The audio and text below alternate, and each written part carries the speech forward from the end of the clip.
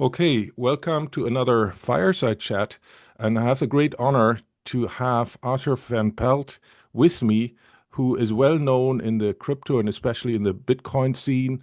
And as you might have seen, that I interviewed a colleague of him or a co-book author with him who authored the story of Craig Wright, but Arthur is also very much aware of what's going on in Bitcoin, and I'm looking very forward to having this fireside chat with him.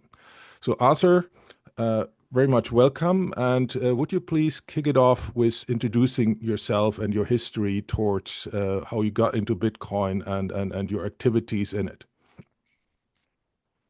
Yeah, sure.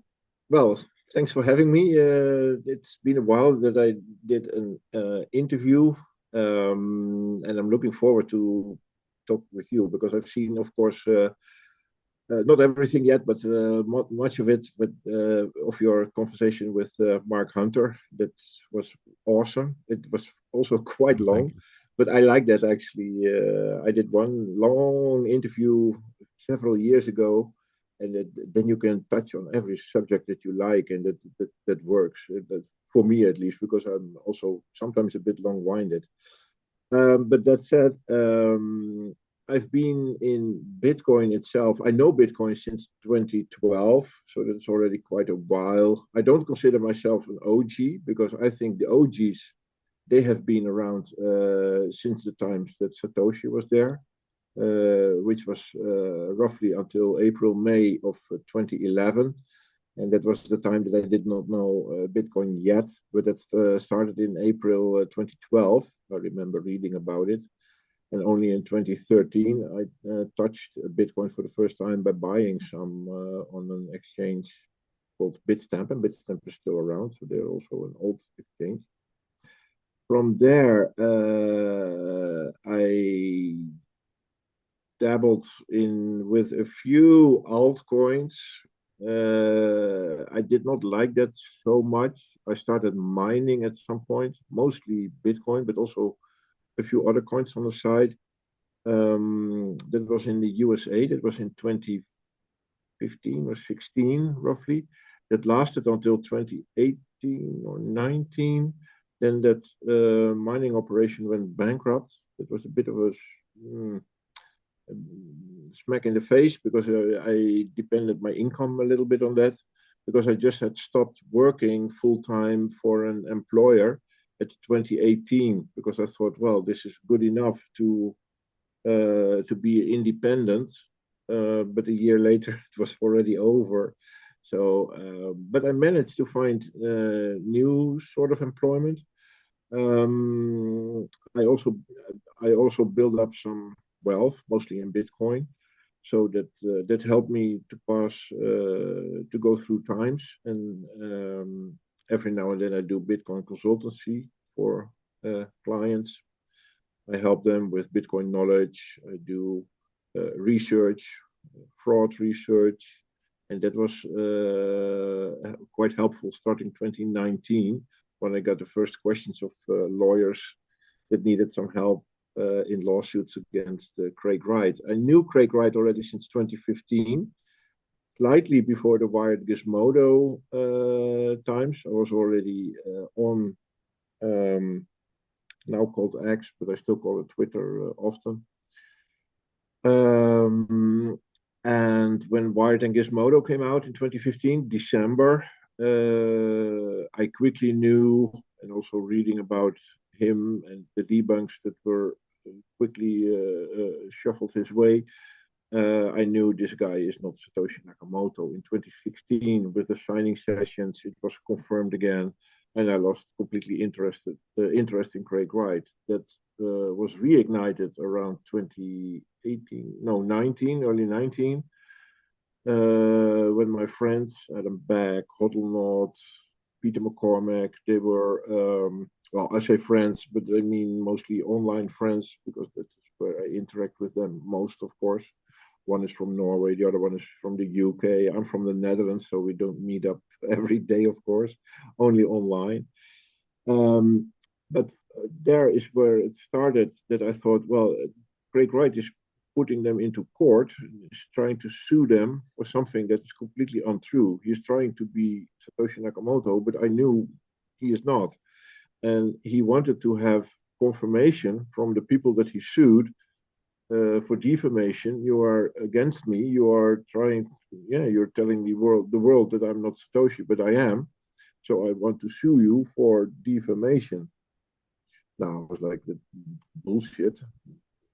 I'm going to map out all his history because I've been reading, especially around 2015 and 16. I had been reading almost everything about the guy, and I remember that, of course. But the thing was, at that moment, 2019, all that information was spread all over the internet on all kinds of pages, in threads on Twitter, and all kinds of, Weebly and Medium and whatever.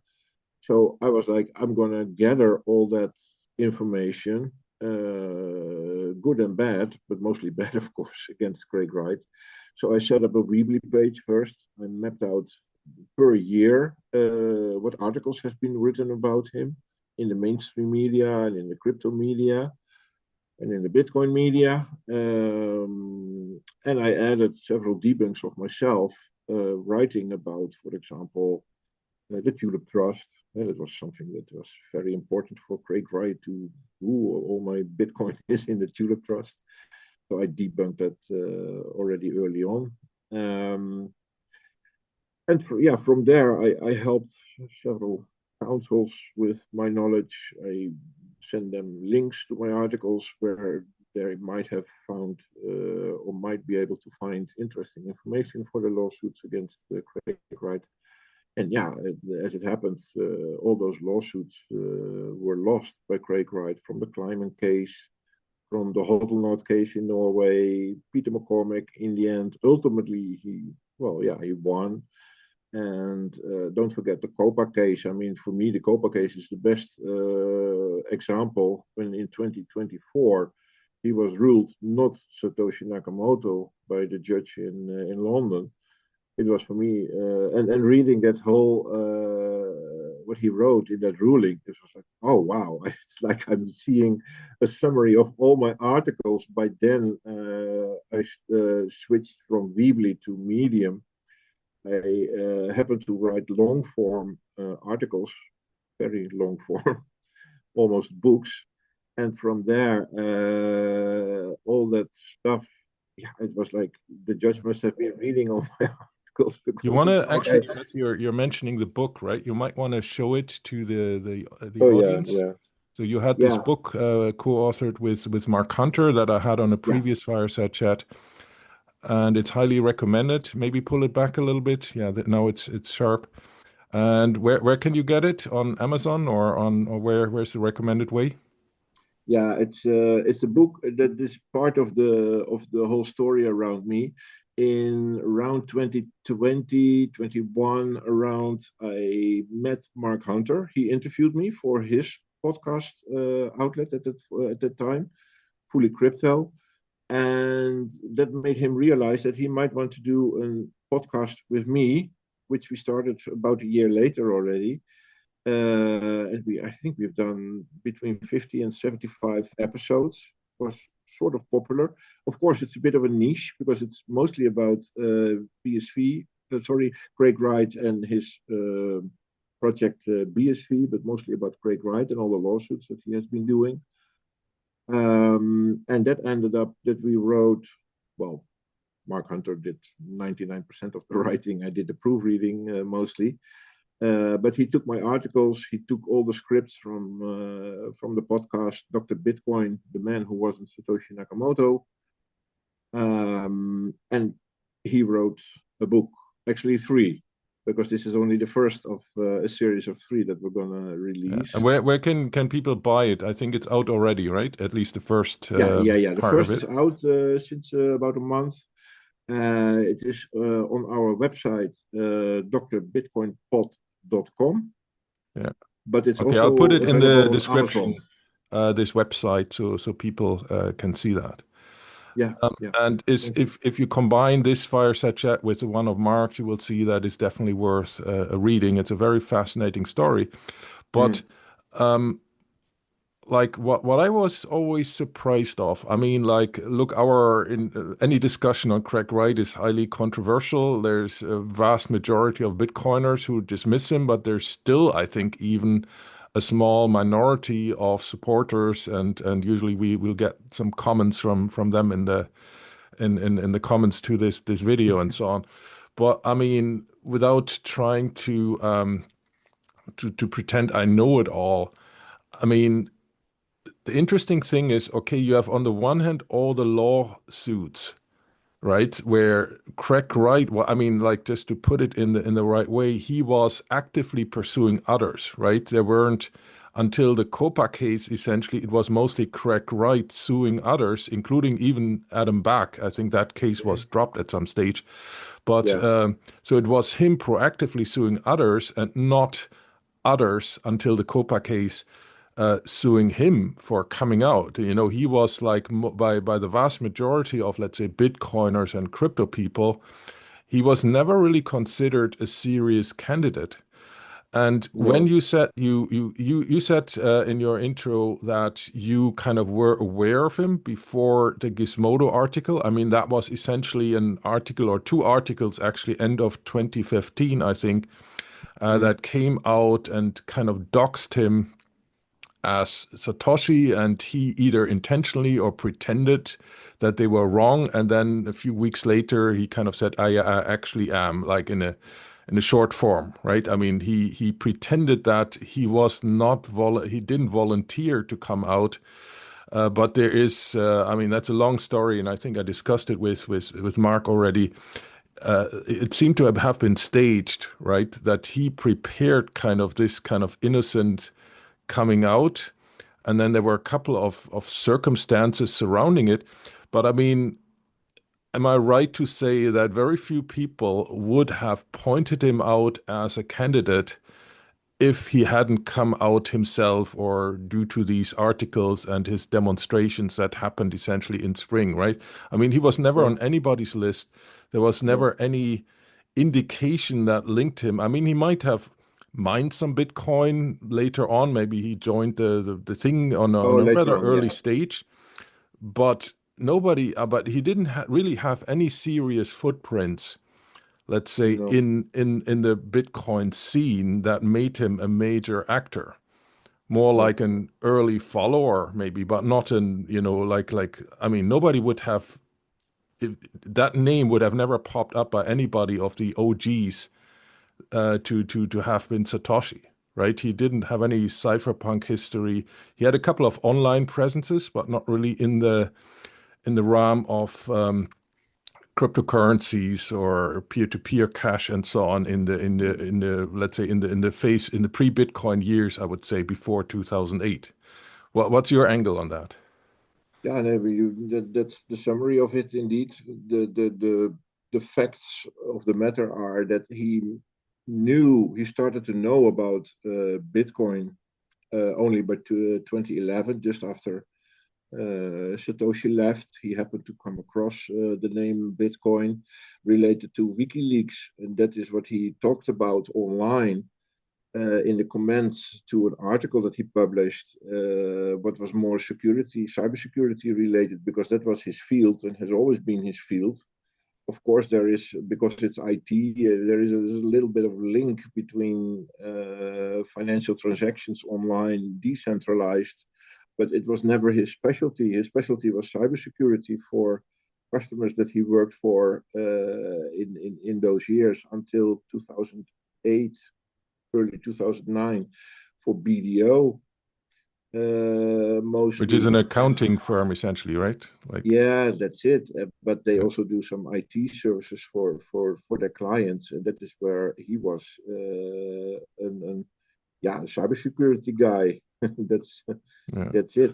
So What in what what I 2011, always found interesting, right, is I mean, like if you are like my background is a scientist for several decades, right? And so I was less interested in the court cases because the legal game is something different, right? Like most of the court documents, 90% of them are kind of legal games and delays and questioning certain things where you would say, like with a science or a technology hat on, that they're not so relevant, right, to getting to the bottom of things, right? But I mean, if you just looked at him, I mean, in fairness to him, I don't think he's stupid, right? I mean, he has a certain intelligence. I don't think he's a genius, and I think Craig Wright kind of overrated himself, right? I think he kind of had the perception that he could trick all people with tricks Mm. that are not so clever, and for some reason he thought they were so clever, right? I mean, like Yeah, that's what that's I it. didn't understand. I mean, he kind of thought he could outsmart some very smart people, right? I mean, like crypto people are usually like more at the upper end of the intelligence tail, right? In the Yeah, yeah, intelligence yeah, yeah. distribution. And, it's like, okay, maybe on if you're selling whatever, like a commodity product or so, whatever, you can hype up your product and most people will believe you. But if you go against like more the highly intelligent, highly skilled people that are cypherpunks or cryptographers or so, I think he completely overestimated how far he could go there. I think there's a certain I'm not a psychologist, but I think he had a certain glitch there in Mm. in his self-perception and self kind of assessment, how far he could take that case. What is your take on that?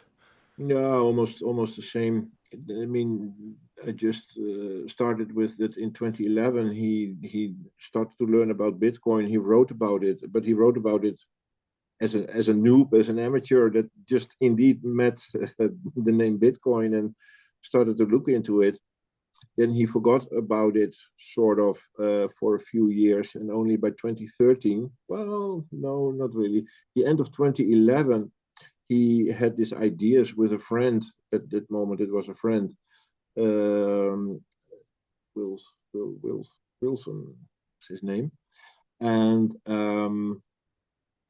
that to do something with Bitcoin. So he must have been following it for a bit, but in 2013, for some reason, he thought he could use Bitcoin in a tax fraud aimed at the ATO, the Australian Taxation Office, and that's where it spinned off in 2014 after doing several false declarations, tax declarations, where he claimed to have a lot of Bitcoin and But for, let's say, okay, I mean, people try to get out of trouble. I mean, maybe it's not completely compliant with the law, but people do things.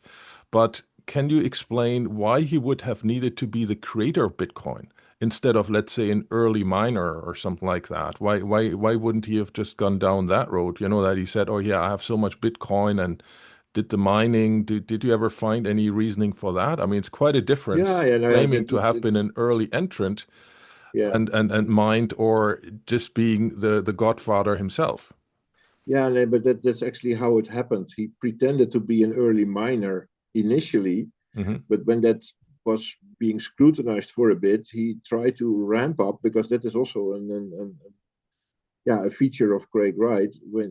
I mean, some people back down when they're being debunked, but he just takes the next weird story or funny story, and he piles it up on the story that has been debunked. It started in 2013. He claimed to have some Bitcoin IP because he said that he was involved in coding Bitcoin and especially mining Bitcoin together with a friend in America, Dave Kleiman. But when that was scrutinized for a bit, he was like, okay, then I'm going to pretend to be the inventor of Bitcoin, and that makes more sense. Well, that's what he hoped. Also, together with Dave Kleiman, who actually died in April 2013, and that's how he could make that claim because Dave Kleiman could not protest against those false claims of Craig Wright. And he used or abused, in fact, an old company that they had together early 2011 called W&K, which was an American company set up by Dave Kleiman, who did cybersecurity things. They tried to land some projects in the US for Homeland Security that failed. All four projects were refused by Homeland Security, but he rewrote the project proposals for those for Homeland Security and made it look like as if it was Bitcoin related, but it totally wasn't. But yeah, so he piled up story after story after story, and it ended up in a complete derail that he was actually the inventor of Bitcoin. But until the end, until he fled America in end of 2015, the ATO never bought it. And in fact, early You mean 2016. Australia, right? Not America. Sorry, yeah. Yeah. Sorry, it was Yeah, Australia. just for the audience, right? I mean, there was a case because he actually was a friend of Dave Kleiman. I mean, there's some records of that in Yeah. pre-Bitcoin years, and they Yeah, did they knew have each this other. company. And then I think Dave Kleiman was essentially in a wheelchair because he had a I Mm. think motorcycle accident or so Yeah. many years before, and then there was some tragic, more or less unclarified death, early death. I think he died in his 40s or something in his home. And the whole Mm. case was not really, I mean, that's something I think is important to understand. Actually, none of the cases was really about M.I. Satoshi Nakamoto, right? That's how it was always put, because that's nothing that really matters in court unless you put certain claims against that, right? So Craig Wright in that Florida case, it was about that. I think the brother of the deceased Dave Kleiman, he said, Mm. okay, if the company had owned half of the Bitcoin of what Craig Wright says is Satoshi Nakamoto, and Satoshi Nakamoto is believed to have owned roughly 1 million, more or less, Bitcoin. Mm-hmm. Then I own, because the company was 50-50, then the estate of that would belong half to the heirs of Dave Kleiman. He wasn't married or didn't have any kids, so that's why I suppose it was his brother who would have been entitled to that heritage. Yeah, And I think correct. the whole case then, that it was not really, are you Satoshi Nakamoto, but are there essentially 1 million Bitcoin that, and half of that would belong to Dave Kleiman. And then Craig Wright always interpreted that, the judge essentially said, well, it's complicated in the law, but it was pretty much just saying whether Dave Kleiman would be entitled to half of the Bitcoin assets, right? Mm. And then there were other cases of defamation, like the case you mentioned with Hodlnaut, where essentially Hodlnaut put out some not so gentlemanlike comments on Craig Wright, and it was about whether he was allowed to do that, whether he had sufficient evidence to call somebody names that he did, I think, mainly on Twitter or X nowadays, right? Yeah, So yeah, it yeah. wasn't really like the judge was doing a final judgment purely on who is Satoshi Nakamoto, but like something like, do you have enough evidence to kind of call somebody these names? And then it's about like which the damage essentially, like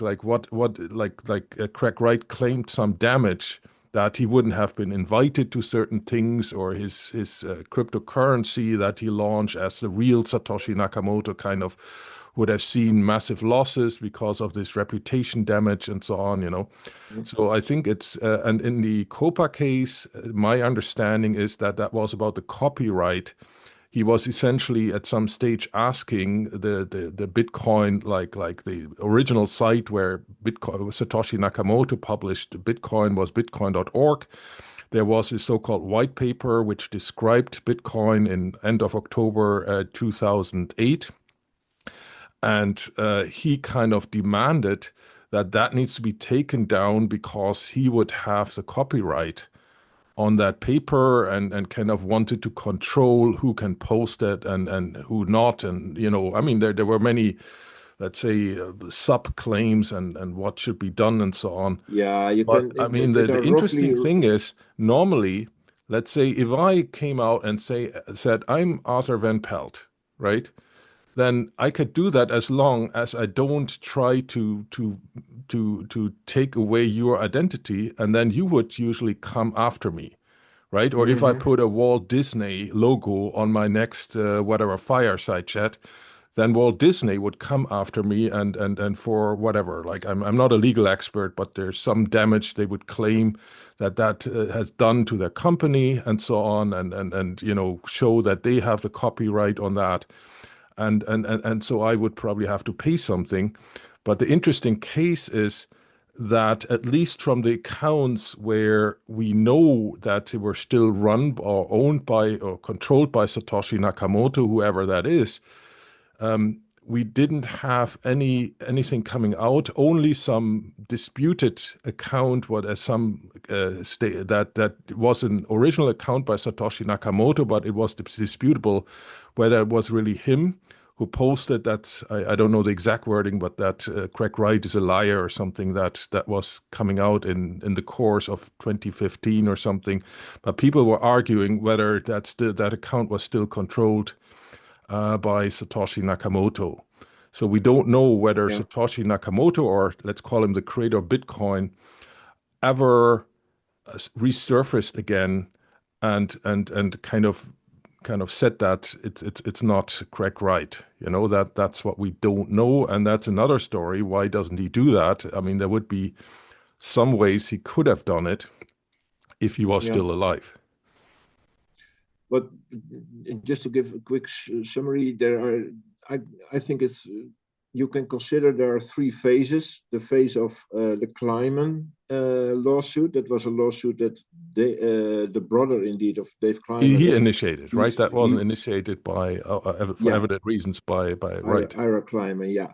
Because he was like, okay, you're telling me all the time that you and Dave Kleiman, his dead brother, have been setting up Bitcoin, and that you owned or own currently what you said, 1 million, roughly 1 million Bitcoin. So why is Dave Kleiman, he might be entitled to half of that when he is in a partnership with you setting up Bitcoin. So that was the lawsuit about. The judge already said from the start, we're not going to discuss who is Satoshi here. We just presume that there are Bitcoins, and those Bitcoins are controlled by Craig Wright. And Exactly. is there a partnership between Dave Kleiman and Yeah. etc. And is he entitled to, well, but they found out in the end, the jury found out that there was no partnership. That's what they thought, at least. There was, of course, a partnership, but it was in cybersecurity projects, but not Bitcoin related. And that Craig Wright had been, fraudulently rehashing, rewriting a piece of history of W&K. And that rewriting of history, that had a specific name, conversion. And that conversion was not allowed, so they gave him a penalty of $100 million. At the same time, the judge had said, we're not going to discuss who is Satoshi and whatever. Exactly. So that was completely left blank. That is, so nobody can ever say that the jury has been ruling that Craig is Satoshi. No, they have not. They have only ruled that Craig Wright has been doing naughty things for an amount of 100 million. There was some interest added for 43 million. So yeah. Then the second I phase think, was, like my limited understanding is if you go a civil case, right? Essentially, it's usually about something that has a monetary value, right? The judge usually, I mean, the real decision is, okay, that one side wants to have that much money for whatever, and the other side doesn't want to pay it. Right. And essentially that's what my understanding, at least, if there's a legal person, maybe you sent something in the comments there. But at the very heart of this is like, does somebody get money from somebody else?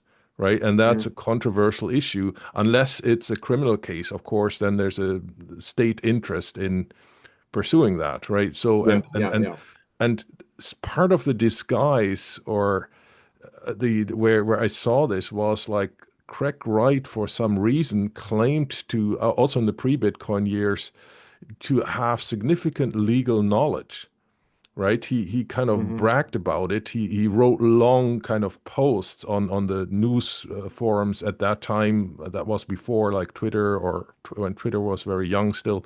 So there were designated news groups. And you see like Craig Wright posting there in the pre-Bitcoin years. And usually he was very elaborate on legal stuff, at least in the few posts that I studied with him. But Hmm.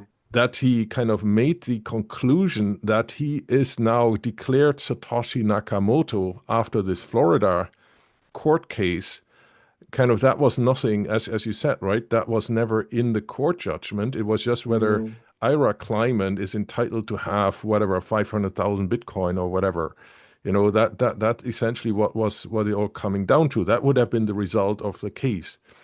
And yeah, but I was always interested in like how can somebody come out to claim to be Satoshi Nakamoto if you don't know whether Satoshi Nakamoto is still alive, or if or you don't have any like, do you think like even if Craig Wright is not Satoshi Nakamoto, which seems to be the case, um, do you think he has any Which is the knowledge case. of uh, that the real Satoshi, so let's call him the inventor of Bitcoin, the creator of Bitcoin, is still alive, or is some other reason why he wouldn't react to his claims? Yeah, that is for me. It's quite clear that because, of course, I've been sort of studying his history for many, many years. So it feels for me quite natural if you take into consideration that he has a certain, yeah, characteristic. His mindset is piling lie on the next funny story. So if you live like that, that you keep on bullshitting about who you are and what you have been doing, then it makes sense from that mindset that he is moving forward instead of backing down with those crazy stories. So it started with in 2013 with those mining that he has been doing things with Bitcoin, that he owned lots and lots of Bitcoin addresses with which he just picked from the Bitcoin rich list. In 2014, he started to carefully drop the message that he might be involved with the inception of Bitcoin, and that ramped up until the moment, the end of 2014, that he was more confident, and he started to realize that the people in close circles that he started telling those stories, that they didn't complain because nobody knows who is the real Satoshi. So if he's telling that story, then it makes, to a certain extent, sense.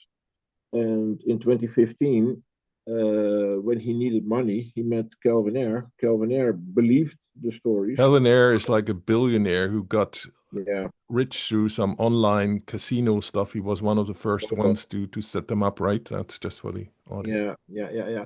And he did already in the sidelines. He worked for in his field cybersecurity. He worked for either Bodog or companies related to Bodog. So he knew in the sidelines. He knew people from who knew Calvin Ayre. So that was a rather sort of easy, quick route to get access to the money of Calvin Ayre.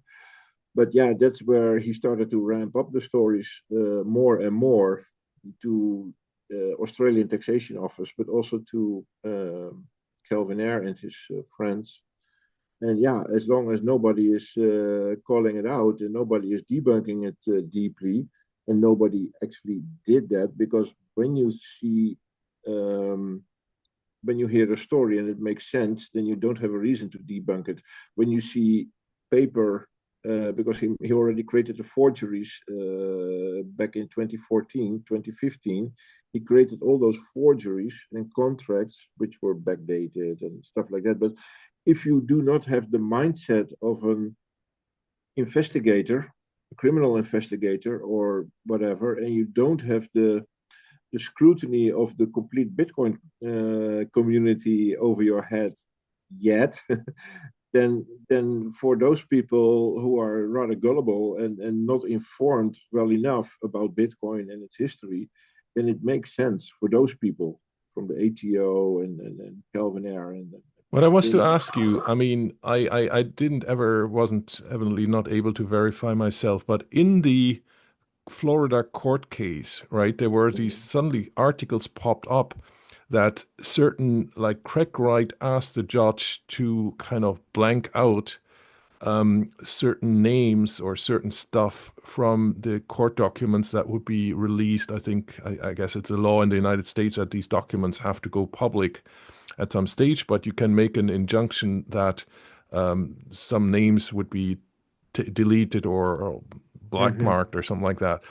And there were some reports from different sources that the name Paul LaRue was somewhere appearing in these documents, Mm-hmm. and then somebody, I think it was that the judge had the original documents, and some people took photo shots and could then see the real name that was blanked out.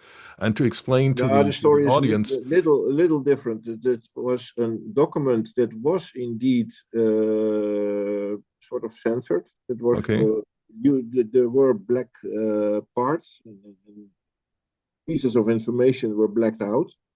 However, for some reason, they forgot to do a footnote in one of those documents, and in that footnote was a link to something Paul Leroux related.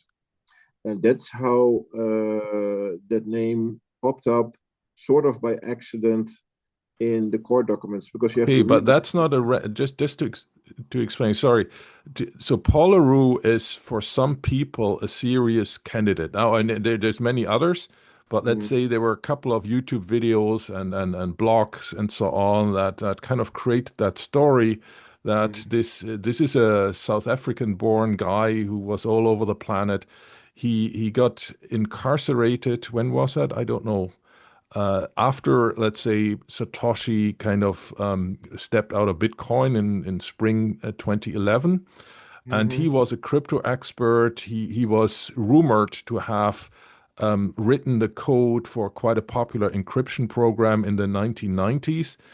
And so people, I mean, there's various motivations, but said, look, the stepping out of disappearance of Satoshi kind of sort of coincided with the incarceration for many, many years of this Paul LaRue guy. And that seems to be a completely different story. But do you have any idea why that name? I mean, that name kind of sounded odd to me, why that name should pop up in a 2015, 2016 Florida court document revolving about somebody who claims to be Satoshi Nakamoto. I mean, that was quite a coincidence. Why would that name have popped up? I don't know. no, the name did not pop up in 2015 or 16. It popped up in Yeah, but in the documents, 2019. in the document that was on the Craig Wright case, it popped up. Of course, the name has been circulated before, but why would that play a role in this Florida court case? I don't know that because we don't know why that footnote was made and why it was relevant because a lot of that stuff was blacked out. So we could not. I mean, I don't remember that I could make an direct link or see the reference and why it was referenced in that specific document that he should have been mentioned. It, what I know, and that is what I presume at this moment still, Craig Wright has a lot of bullshit stories, and this is just one of them. He can just name drop anyone he likes and try to make a connection to the funny stories that he is bringing up. And by accident, this was something that was not. Just to give another example, there is this guy. What was his name? He worked for English MI5, 6. What was it? And he was found in a bag, in a big red bag, and he was dead. He died, and Craig Wright brought him in as if the guy had been connected to the early days of Bitcoin as somebody who advised him. But at the same time, he's talking about phone calls and contacts that he had with this guy while he was already dead. He was already found dead in his bathtub, wrapped in that bag. What's his name again? Okay, so you Um, think it was just some fluff he was creating to make the Yeah, oh, story more interesting or he's to doing that all distract the it time. and confuse people rather than that Yeah, there would yeah, be a just by name tangible story dropping behind it? interesting names. Another name is Professor Rees, for example. I mean, oh, another guy who was already dead, and he was still in touch, or he was fully, he was not aware of his whole life anymore for the last few years before he died. And Craig Wright claimed that he was in touch with that guy just before he died. He paid him a lot of Bitcoin, millions in Bitcoin, for mathematical formulas that he used in Bitcoin. Well, the guy was having Alzheimer. He never met Craig Wright anywhere. And the family said, we never received any Bitcoin whatsoever. We don't know this person. And in the remains after in the heritage, we never found anything. This guy, we don't know what he's talking about. But that is how Craig Wright brings up all kinds of funny stories about people who are mildly or maybe remotely related to Bitcoin. And he thinks, yeah, it makes sense to bring them in. He even brings in his own family, his uncle. I mean, duh. Yeah, I mean that was also something I noted that some legal expert, I mean, and I'm not a legal person myself, right? But I mean, it's quite evident that if, I mean, I mean, every Bitcoiner knows that there would have been a very, very simple proof of to show that you're Satoshi Nakamoto, right? And if you don't come up with that, you're probably going to run into a lot of trouble, right? Let's say if you leave away the legal game. I mean, I don't think Craig Wright, other than these usual, like almost religious followers that pretty much anybody gets if you open a cult or a sect or something like that, essentially all the series. I don't know anyone, um, well, there were a few actually, but the vast majority, let's say, of OGs who I Mm-hmm. think must have known Satoshi Nakamoto, just not as Satoshi Nakamoto, right? Mm-hmm. Like I think Adam Back probably crossed wires with Satoshi Nakamoto. He just didn't know that that Yeah, was the people creator of like Nick Bitcoin if it wasn't Szabo and Hal himself. Finney. I mean, yeah, Yeah, that like makes sense. but it's it's kind of strange, right? That he would have expected that the normal crowd, right, those people on the forums and all that, if he had just come up to them and not through a Gizmodo story or so, Mm-hmm. it's very hard to believe that he could have, I mean, he would have just been ignored, right? I don't think that would have, Yeah. if he just stayed on X or on whatever forum or the Bitcoin forum and said, here, I'm Satoshi Nakamoto, please all believe me, and my uncle is going to tell you that I was always a great computer guy and so on. I mean, that wouldn't have gotten very far, right? He would have maybe even have been banned after a while if that would have been too unnerving on the moderated forums there. Mm-hmm. And but still, there were like some serious people like Gavin Andreessen and Ian Griggs or Grigg, I think his name, who John supported Matonis. him and kind of carried his story and were backing him. I'm not sure whether they still do that. I haven't really heard anything about that. But these people were quite competent, right? So why do you think that this happened? Yeah, I'm not. Do you know whether they have backed? I mean, Gavin Andreessen, he kind of backed off, sort yeah. of. I'm not sure about Ian Grigg. I mean, I don't know him personally, but he has been described to me as a very competent person. People like John Matonis and Gavin Yeah. Anderson, and indeed Ian Grigg and John Matonis, they avoid the subject. Gavin Anderson has been trying to avoid the subject also for a long while, but every now and then, especially in the court cases that he had to appear, the climate case, for example, is very well known.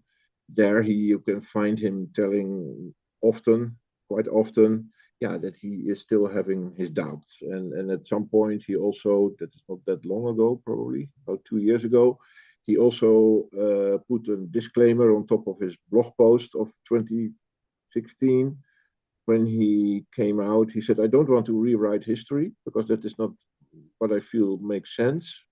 But I do want to let the reader know that I should not have trusted Craig Wright to the level that I did back then. And that is, yeah, for me, a sort of disclaimer. I do not believe he is Satoshi anymore.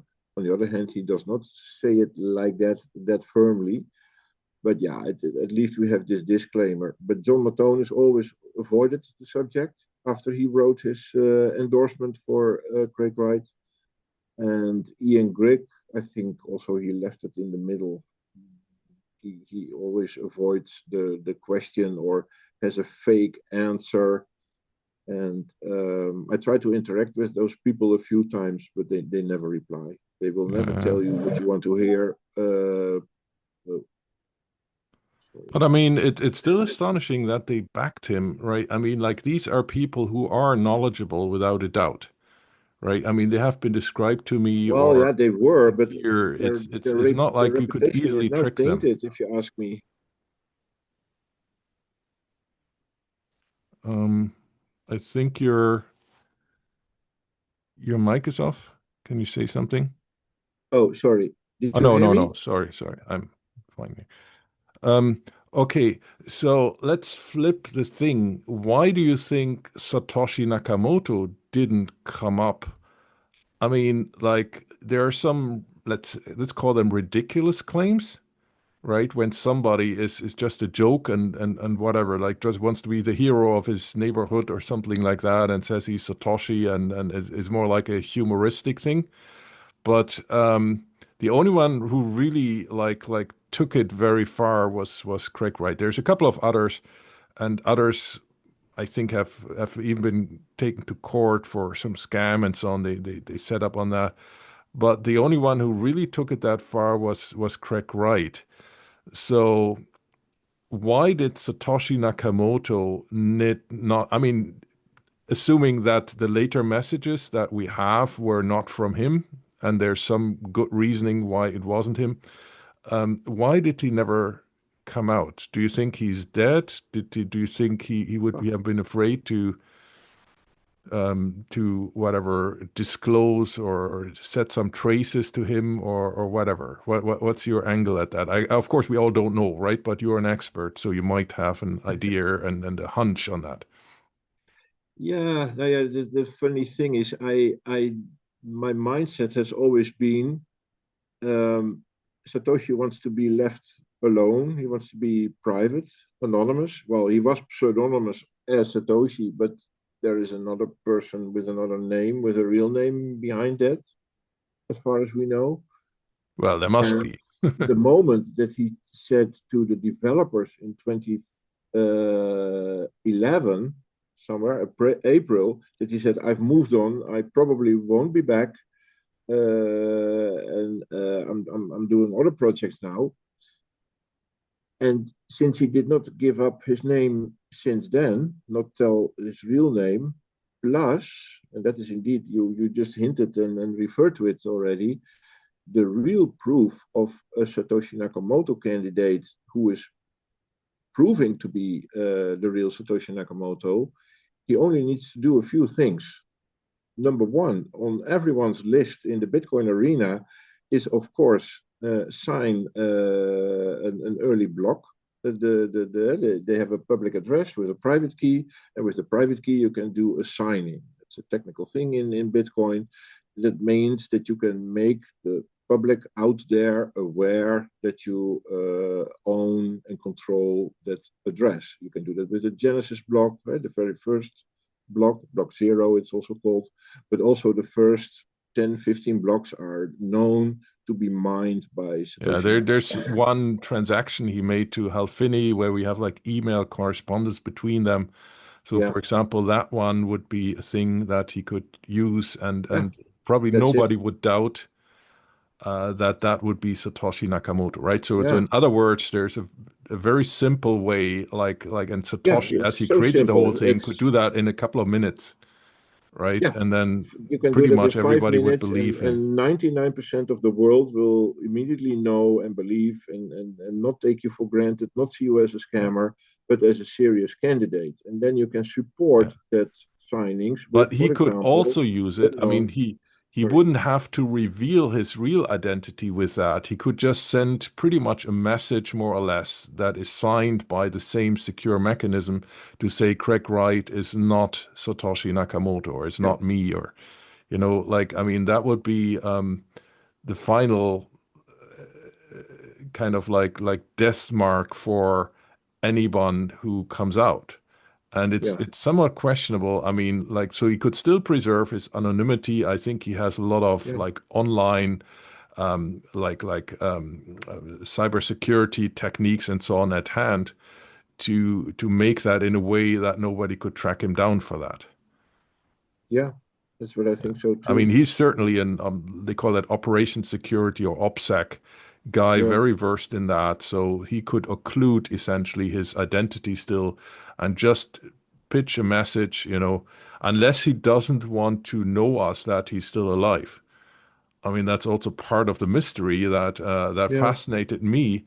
I mean, people, even us, we tend to talk about him like a historical figure, right? But at the end of the day, he would be I mean it's he once kind of put on a website the P2P Foundation a birth date. We don't know whether it's the real one, probably not, but it's sort of like at least the age would be quite plausible. I mean, we don't know, but I would say that age would suggest he was in 2008 in his early 30s, right? And then now he would be pretty much in early mid 50s, early 50s, right? So, or yeah. actually, Could he be. Yeah. just turned 50 if you believe that date. Now, I don't think the date is accurate, but sort of the age bracket, let's say born Hmm. in the mid 70s or so, would we don't know, but it wouldn't be it would make sense, right? It would probably so in other words, most people in their mid early 50s are still alive, right? Yeah. And so that guy is somewhere, I mean, hanging around and doing what? Have you ever looked into that? I mean, he watched all these Craig Wright stuff. He watched the first bubbles and rises of Bitcoin and that guy, if you look at it, if you look in one of my videos, I looked into the what's that Forbes no Fortune, no Forbes 500 or something list. And if you take the current Bitcoin value now, that is fluctuating quite significantly, from day to day and week to week. But he would pretty much in the range of the 10 wealthiest people on the planet, theoretically. Yeah, If you have to multiply. It's now around close to so, he 120,000. would be, let's say, order of magnitude $100 billion. Oh, north of $100 billion, right? There's not that many people on the planet. Elon Musk and Bezos and so on, they're still richer, but even in a few years' time, if Bitcoin grows even like in a similar way or even slightly less than it used to grow in the recent years, he would even catch up with them. Of course, I mean, they might also get richer, but it doesn't matter whether he's the richest person on the planet or the 10th richest, but he would definitely talk about a life of mega yachts and private jets and Yeah. like mansions all over the planet and having happy life if he ever monetized that money, but he apparently never did. Right. So No, where is he? that's what they What think. is he Yeah. doing now? I mean, do you think he's dead or he went to a monastery or like I mean, there's hardly anything you could think that would be cooler. I mean, even if you don't want the luxury lifestyle, you could still do some business impact. You could whatever support some presidential candidates. You could go to charity, right? You wouldn't have to squander it all on yourself. And if you're not that kind of type, but you could do a lot of good with it. You could buy a couple of football clubs, or you could, I mean, there's so much you can do. It's hard to spend that much money, especially if that's not Yeah. invested in a company, right? Where, so what do you think like where Satoshi is now and why didn't he interact with this very prominent case of Craig Wright? Well, of course, I don't know the real story because I don't know Nobody knows, who it right? is. But But still you have an angle. Yeah, of course. Look, first, all those years when I was debunking mostly Craig Wright, but indeed, as you said, there are several more of those false candidates who claim to be Satoshi Nakamoto, and I've interfered with them also several times. One of them is in jail, as far as I know. He did a pension fund Yeah. based on Bitcoin scam. There is now another guy in England, also England again, who is being put to court. We've learned a few months ago in the press. He's also pretending to be Satoshi Nakamoto, but he scammed also people. We don't know for how much money, but yeah, at least he scammed for money, and that is the limit. I mean, you can say that you're Satoshi, but if you don't scam people, yeah, then you can tell those fairy tales. But going back to the real Satoshi, I imagined him as indeed a sort of loner. I have the idea that he is not working, he's working together with other people, but on an ad hoc basis, not on a steady basis. That is what I think.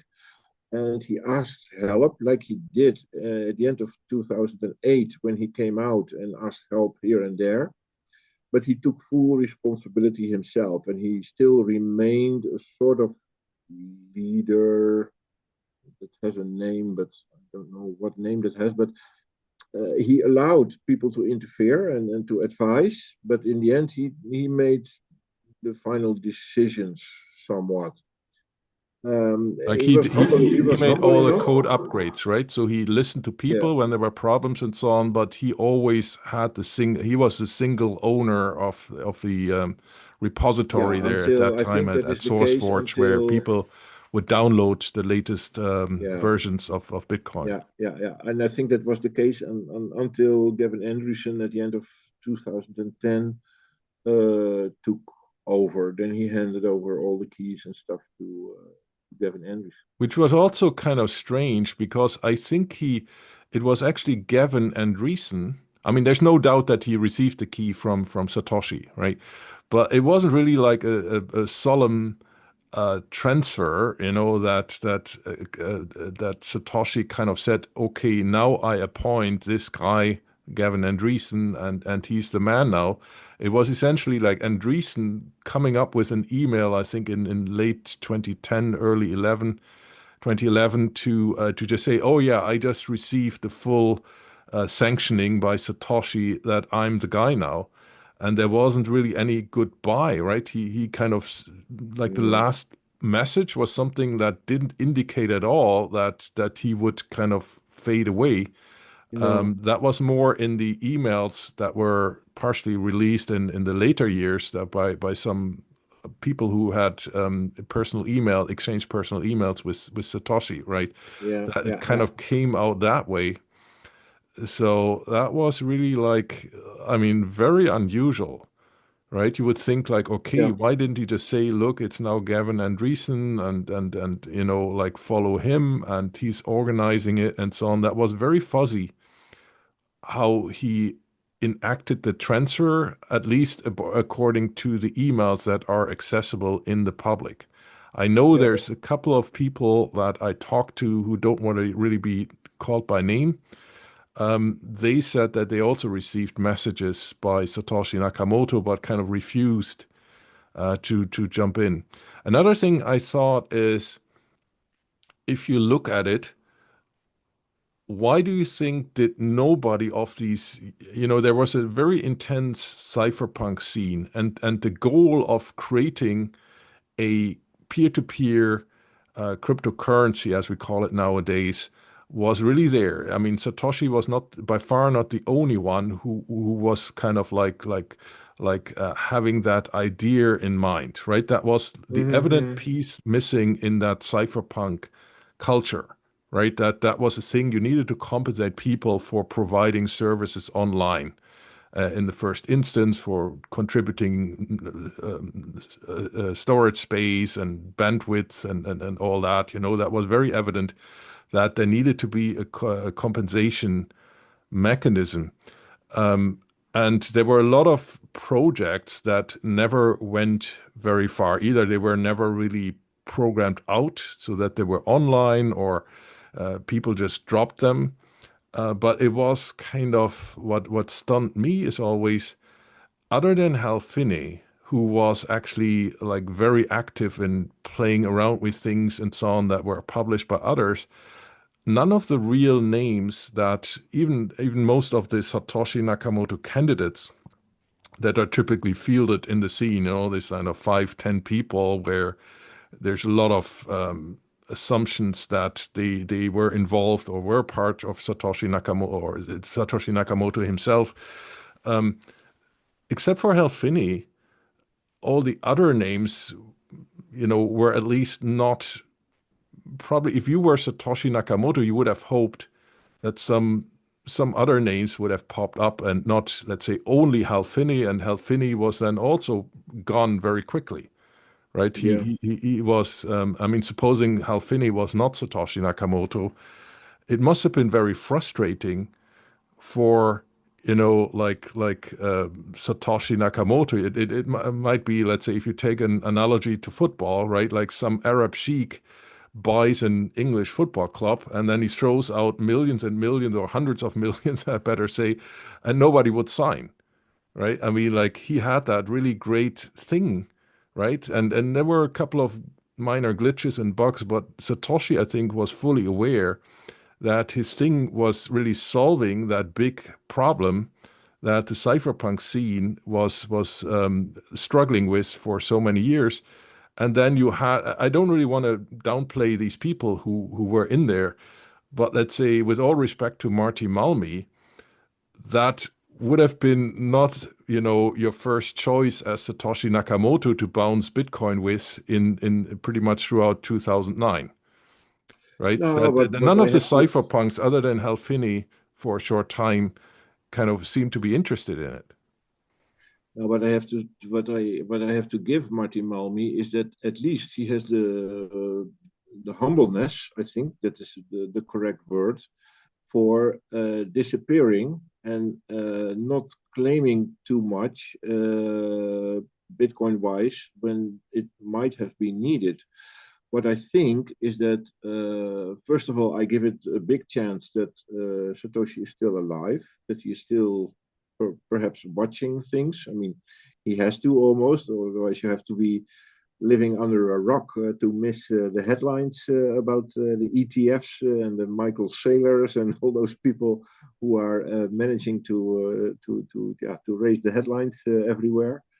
My guess is that he is still alive, but he there is probably also a more than 50% chance that he either deliberately or accidentally deleted his keys, or lost them or deleted them on purpose, so that he will not be able to sign anything or use some of his bitcoins from the early days that he has been mining.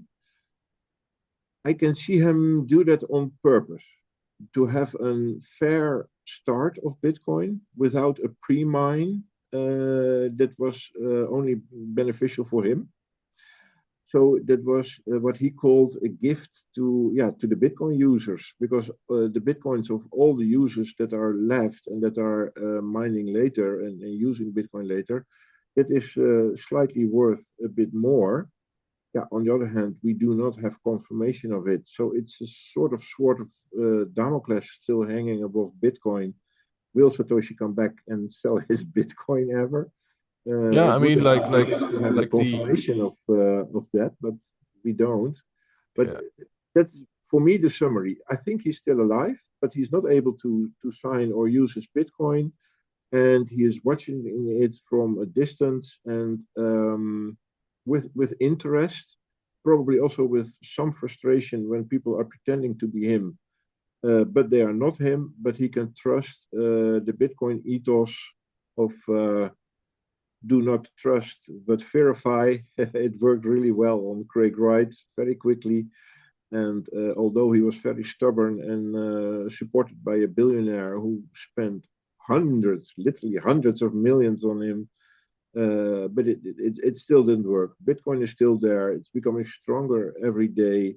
And Craig Wright did not manage to bring down Bitcoin in favor of his pet Yeah. I mean, project, one thing I BSC. also discussed with others is, I mean, there's one. I mean, we don't know which one, right? I mean, we just don't know. But if you just speculate a little bit, so one thing would have been, in order to show that he never uses the Bitcoin, it would have been better to kind of send them to a like a burn address, right? I think there's a theory how you can create a burn Mm-hmm. address. So he could have made it very clear that he didn't want to have an advantage in mining. I mean, just to put that into perspective, right? There are 21 million Bitcoin. Eventually, I think nowadays you already almost have like roughly 20 million, just short of that, mined, and it will be kind of like almost like an asymptotic process.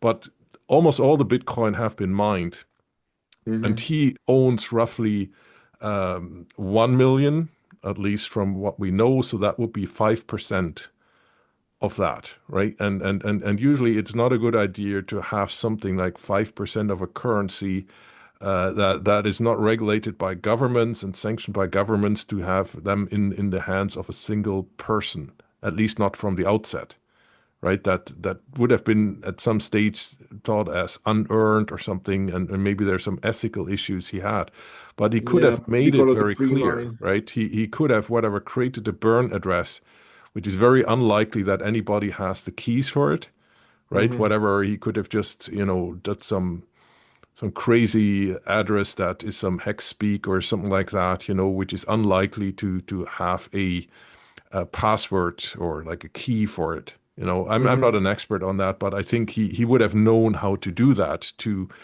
show that the coins are essentially burnt. I don't think, Mm-hmm. I think I have to correct myself. In the previous thing, I said he could have sent it to the origin, the Genesis block, so block zero. But I think only the Coinbase reward is not spendable. As far as I understand, anything that you send there is in principle spendable. That's my Yeah, understanding. yeah, yeah, So that correct. wouldn't have helped to send it to the Genesis block. That's what other people do to kind of show that they're burning coins for whatever reason. Like there is coins being sent to the Genesis block. You see that there's actually quite a fortune for a normal person that has been sent to the Genesis block, at least in current value. Yeah, correct. And but so he could have done that to document that he doesn't want to have like an early miner advantage.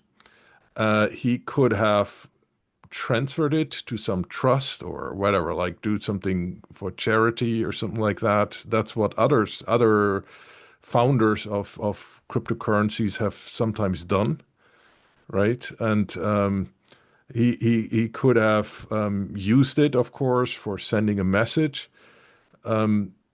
So, and some people say he never actually diligently recorded these keys, or might have lost them, whatever, his house burned down, or he just wrote them on. I mean, there was evidently no infrastructure as we have nowadays with like USB sticks or something like that that would keep track of it.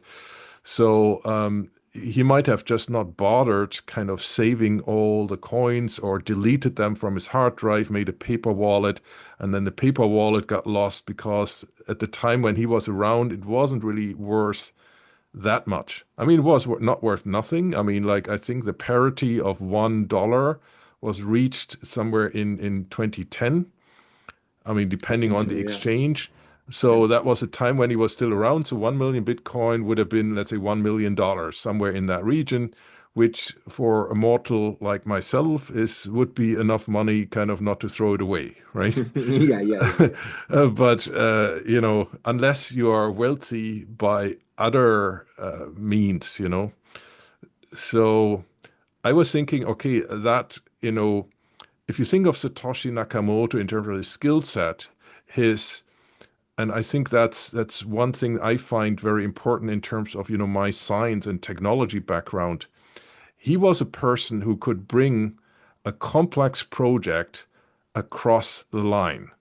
right? I mean, I could see like Yeah. a lot of people like, and we have a couple of examples, and you know, also with Marty Malmi, don't get me wrong, I don't really want to talk down to him. He is very accomplished.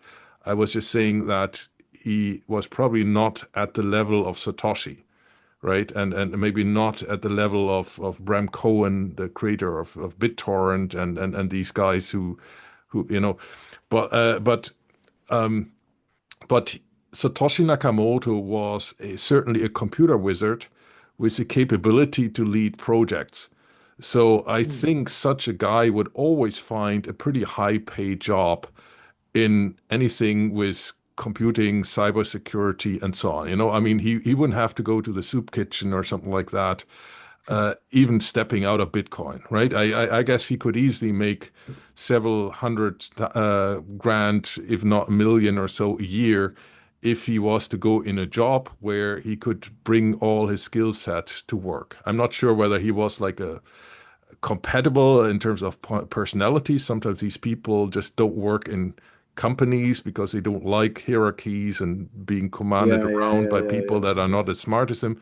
But I mean, certainly he would have had the potential to found companies to, I mean, from the skill set and from the project completion determination, the resolve he had, that's typically one you definitely want to have in a company. And the question is only whether you can, you know, whether he fits in socially and organization wise and so on, you know. But so I don't think he was he was always able to make a few hundred grand a year Hmm. without Bitcoin, right? So something that would be quite substantial, not making him a billionaire, but a millionaire certainly, right? He could Yeah, write a couple yeah, of and sell that's them, and then you get like one, 10, 100 million, depending on what it is, you know. So that potential he definitely had, but but what would he do by not using his Bitcoin and then step away from the project? Because then you need to find something. I mean, just for your own psychology, not technically, you want to find something where you can excel in a similar way, right? I mean, he's not going to start as a janitor or so, and with all respect to janitors, you know, but I mean, that would be, you know, you don't want to have an ordinary job where you just sit at the cashier, you know, and put in dollars, and you know, he had some ideological calibration that would probably prohibit him for certain things. Right? You cannot see him as a CEO of a bank, right? When he created kind of the essentially the enemy of the banks, you know, the okay. antipode or something like that, you know, like so. It's very hard to see why he never showed up at Satoshi to clarify, let's say, these crack right and other kind of call them fakes, and he never really intervened. There was like this block size war where it was about whether Bitcoin should increase the block size to handle more transactions per second, you know, at the expense of cramming up disk spaces and making less decentralized and so on. So if that was your brainchild, you still have an opinion on that, right? So you have an opinion Yeah, whether you want somebody who kind of claims to be the creator of Bitcoin, whether you want to keep him alive, or you have an opinion whether you want a significant modification of the blockchain. I mean, currently we have this debate, whatever, like whether messages should be curbed to an 80 byte limit or not, and it seems to be like lifted now by at least by the Bitcoin core team, and that's I think you have an opinion on that and a lot of people, you know. So sometimes. there are these topics where, as if that was your brainchild, and you have an option to anonymously send a message as a creator of Bitcoin without like revealing your identity. Why doesn't he do that? It's Yeah, hard to believe that he completely detached, you know, that he doesn't give a shit, so to say, excuse my language, yeah, about Bitcoin anymore, right? That's very hard to believe. yeah. I I agree. On the other hand, the only other option then is that he is not alive anymore, and like you just suggested, that is not mm, uh, the average age of people is now around 80 to 85, Yeah. and he has not reached that age. So, and on based on average age, he should be still alive. Yeah. Yeah, fact remains that we did not hear from him, at least not in a sense that we know that it was Satoshi Nakamoto.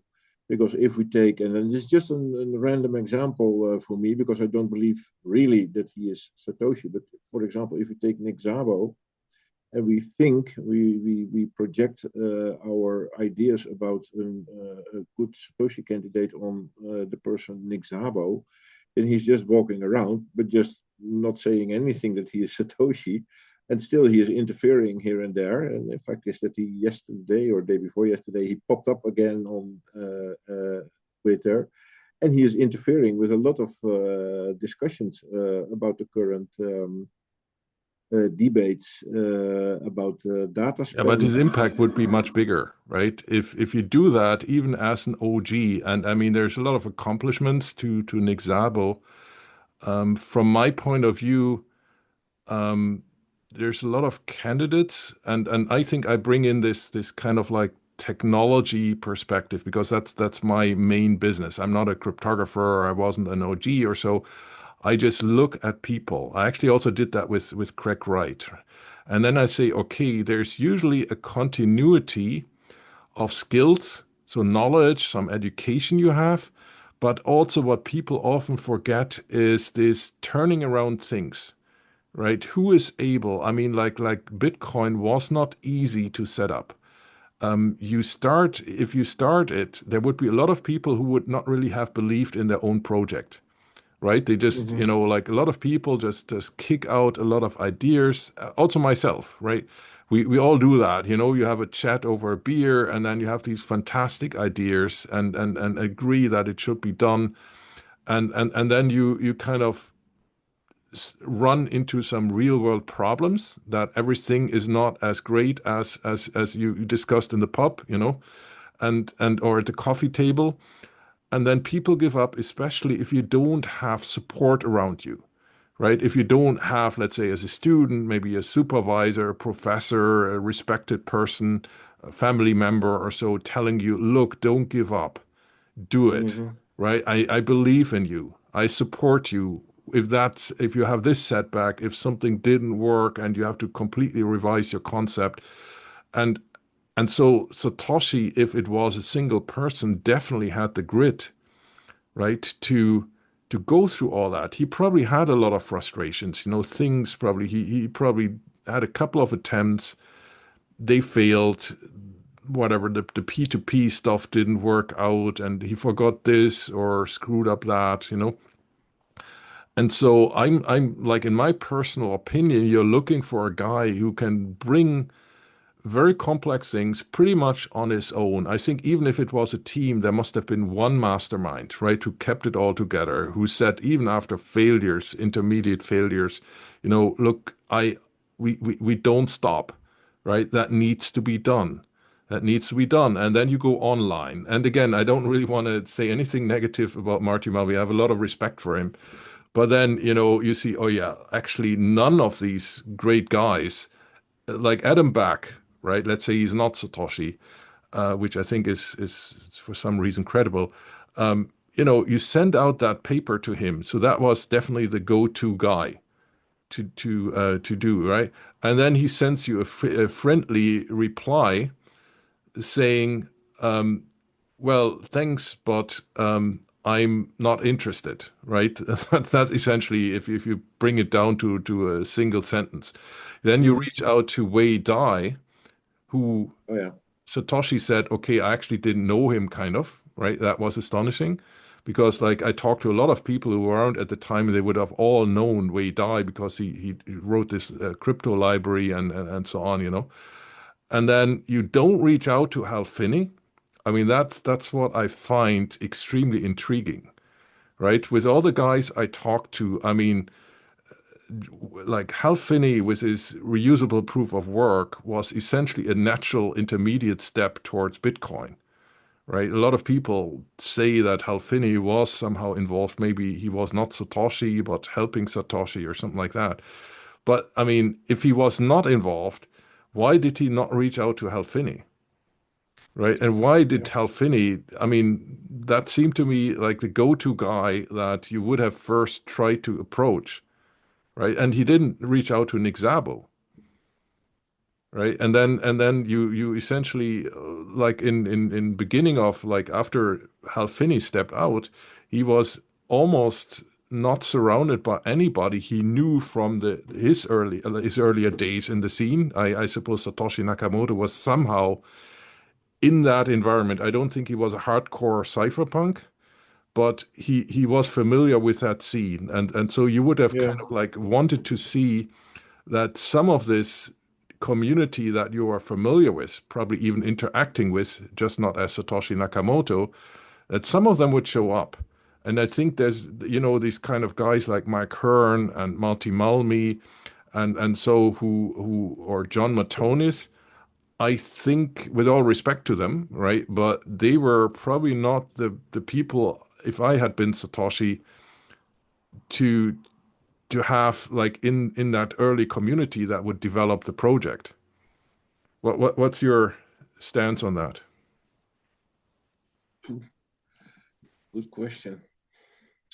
I mean, you must have had some real stamina, right? To Yeah. say, oh yeah, like none of them are coming up, but I still go on. I take the people along, whoever is showing up and disappearing, and then you take it through end of 2010, and then again, with all respect to Gavin Andreessen, but he wasn't really part of the original community, right? So you transfer it to that guy who was not even. I mean, I don't think they, at least from Gavin's own words, he didn't know Satoshi.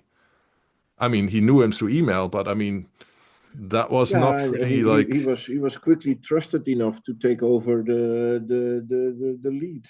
So yeah. yeah, but probably in the outset, when Satoshi Nakamoto or the person behind that name developed Bitcoin, I'm pretty sure he had this kind of also for OPSEC reasons that he wanted to disappear at some stage. That's my hypothesis. But Hmm. you probably, probably he would have liked to hand it over to Adam Back, for example, which more or less then happened later on, but indirectly, right? And that's, Yeah, I mean, this is kind Adam of Beck is still not something. the leader of anything, but he set up Blockstream, so he's the CEO of Blockstream, Yeah, so of but he course hired he's a few in people control of. or collaborated with a few people who essentially developed Bitcoin Core, Yeah, right? yeah, So yeah, yeah. and True. made some changes controversially and so on, that. So he probably pulled some strings. No, yes and no. I mean, ultimately, it are the nodes, and there are. And I don't remember how many nodes there were in 2017, for example, when Segwit came was on the table. But currently, we are roughly around 90,000 public nodes, and they make the decision ultimately what software they are running. Yeah, but they listen to certain people, and Adam Back is certainly an Yeah, of influential course. figure, Yeah, right? yeah, Of yeah. course, No, that's he's true. not a dictator.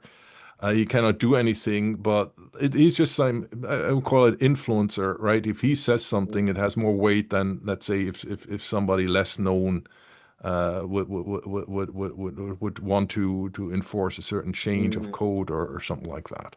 yeah, yeah, Yeah, true. but that's yeah.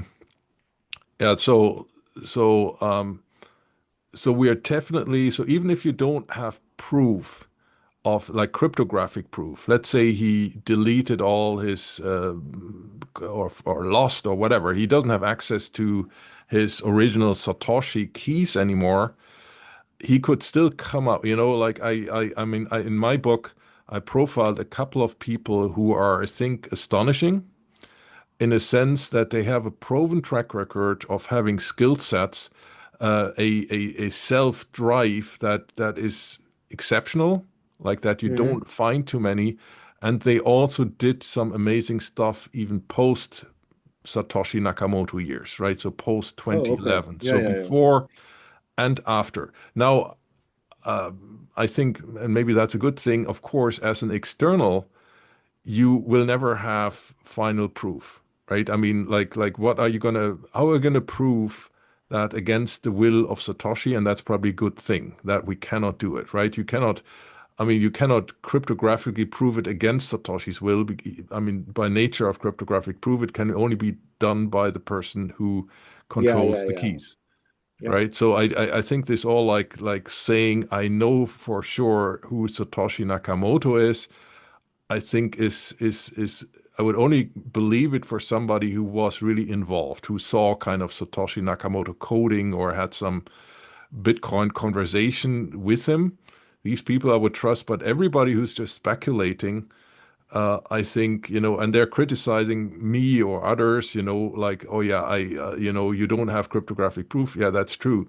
But on the other hand, there is a path to Bitcoin. I mean, that guy was not let's say, somebody who was never involved in the scene. I don't think so, right? Like, I mean, he must have had a very keen interest in exploring a way to solve this kind of like cypherpunk money, right? Yeah, Without but that still, motivation, when you are, I mean, people like Tim May, why die? They did not come. They did. Those people did not came up while they were the important figureheads in that same field. So he must have been, and you just said it yourself, he might have been not a hardcore cypherpunk, but just a bit on the sidelines and yeah. interested and realizing, okay, this is probably my community where I could bring this idea and see if it catches on. But he was probably not a hardcore, I like you said believe so. Yes. yourself I already. mean, there were like I investigated a few people, and there was essentially at the time, right? You had first businesses. Some of them failed in the dot-com bubble. You had academia, and you had the cypherpunks, right? So you had like this triangle. And I don't think it was like somebody, a hardcore cypherpunk, also from, okay, you can say he acted it, but actually, it's very few cypherpunk doctrines that Satoshi Nakamoto ever referred to. He was more a technical guy who Yeah, was, of course, favorable of the cypherpunk spirit, but he wouldn't have been like a crypto anarchist or so. I think he was a pragmatist. yeah, yeah, yeah, And yeah, yeah. yeah, and then there were these people like working in that interspace, right? So I have some first accounts from people who worked in that, on the campusy side, on the academic side. Sometimes they were overlapping, and they were also cypherpunks, but they would have a rather critical angle on the hardcore cypherpunk, right? They said that is too Mm-hmm. extreme. We need to do something pragmatic, and I would have seen Satoshi rather more like on the academic and corporate side, like maybe on both, with stints here, some whatever, some interactions with companies, who also once in a while attended these cypherpunk meetings, but he was probably not in the middle of these wild parties and all that, and these manifestos and all that. I don't think he would have signed off on that. That's my hunch. And he was just too Yeah, I can systematic. agree with that. Yeah. He was too systematic to for pulling through Bitcoin, right? You must have had a very big focus, right? What Determination. I would summarize that as because that's how I see him.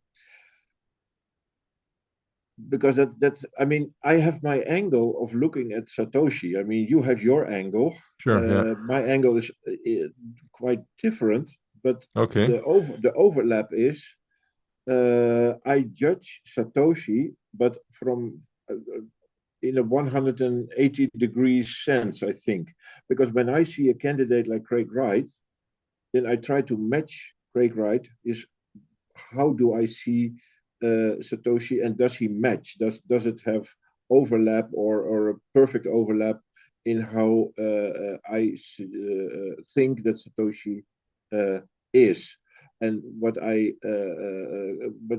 but I remember of those inner discussions with myself is that I see the real Satoshi as a pretty good architect, maybe not the most perfect coder, but still a very skilled and very seasoned coder, but with the mindset of an architect, an IT architect, because otherwise you're not able to bring those ideas with proof of work and how to create a majority consensus and how to make it completely decentralized, that it is as it was, because that was for me also a very important point. For Satoshi was the most important point, decentralization. How to create a fully decentralized thing. And the clever thing that he did was creating a node. The node would be installed on all kinds of computers. And what the node did by default was not mining, it was downloading the full blockchain. And after the download was finished and verified, then there would be a decentralized local blockchain, and all the blocks that were coming in from the miners would be verified and relayed after approval. So the node is an important thing in the whole decentralization concept of Bitcoin. So what Satoshi fully realized, and he referred to that several times at the start, is that the survival strategy of Bitcoin is being fully decentralized, and other projects before Bitcoin, he was aware of them, but they were dead or dying because they were not fully decentralized. So for me, that is so clear that Satoshi had an architectural, if it's called like that, I'm Dutch, so I don't know all the right English words, but he has the mindset, the level of an architect. That means that you can stand above your coding. You're a skilled coder to be able to create it, but you have to be an architect to be able to take all the components that he knew already existed, because he basically used Hashcash and proof of work and then all that type of stuff that already existed. You can find that in the reference of the white paper. There are like 10, 11, 12, I think, Eight. references of the techniques and stuff that already existed, but he created it in a cohesive, yeah, project, and he coded it all together that worked like a charm. Yeah, that's And if you look at then no, yeah, that is the only thing I want to say next is that when you look at Craig Wright, is he able to be first a coder? No, because he didn't code. And is he able to be on the level of an inventor, of an architect? No, Craig Wright is not an architect at all. I mean, he can copy paste a lot of stuff from others and pretend it is his own, but that's called plagiarism. But it's not called being an architect. yeah. I mean, I actually agree with you. I mean, it just like in it to get to that point to be an architect who can deliver, right? Who can essentially like orchestrate this interplay that we see in the what we call now the Nakamoto consensus, right? Mm-hmm, Essentially what you described, like, oh, you bring all these ingredients together and find the right set screws so they work in a decentralized system. mm-hmm. But to get there, I think you need to have had some project experience. So before he got into Bitcoin, he needed to gain the confidence that he could pull off Bitcoin, right? He must have completed some ambitious projects and then seen, okay, I don't only have the skills, but I can bring them, and I like that word, like across the line, right? Yeah, That yeah, yeah, yeah. confidence you must have, or you must have been in a team where you saw a very charismatic guy who just made things happen, right? Mm-hmm, Like who was very stubborn, who was very like determined, and then kind of have adopted that or even done it himself, right? And that's what I cannot see with a lot of guys. Like for example, and again, I have a lot of respect for him, but a lot of people say Szabo was Satoshi himself a part of. And from what I can see as an external, I never had any personal interaction with him. He had some great ideas, right? But I haven't seen any computer, and he might have been able to program, right? I mean, like that's quite likely. But to pull off a complex project like Bitcoin all by himself, I've never seen any proof in any project, right? And there's some other things like he was so much in what we call nowadays smart contracts that I couldn't have seen him kind of cannibalizing or taking out some in the Bitcoin scripting, some essentially functions that would have allowed to make very nice like smart contracts on Bitcoin. Like Mhm. essentially make it Turing complete in computer jargon.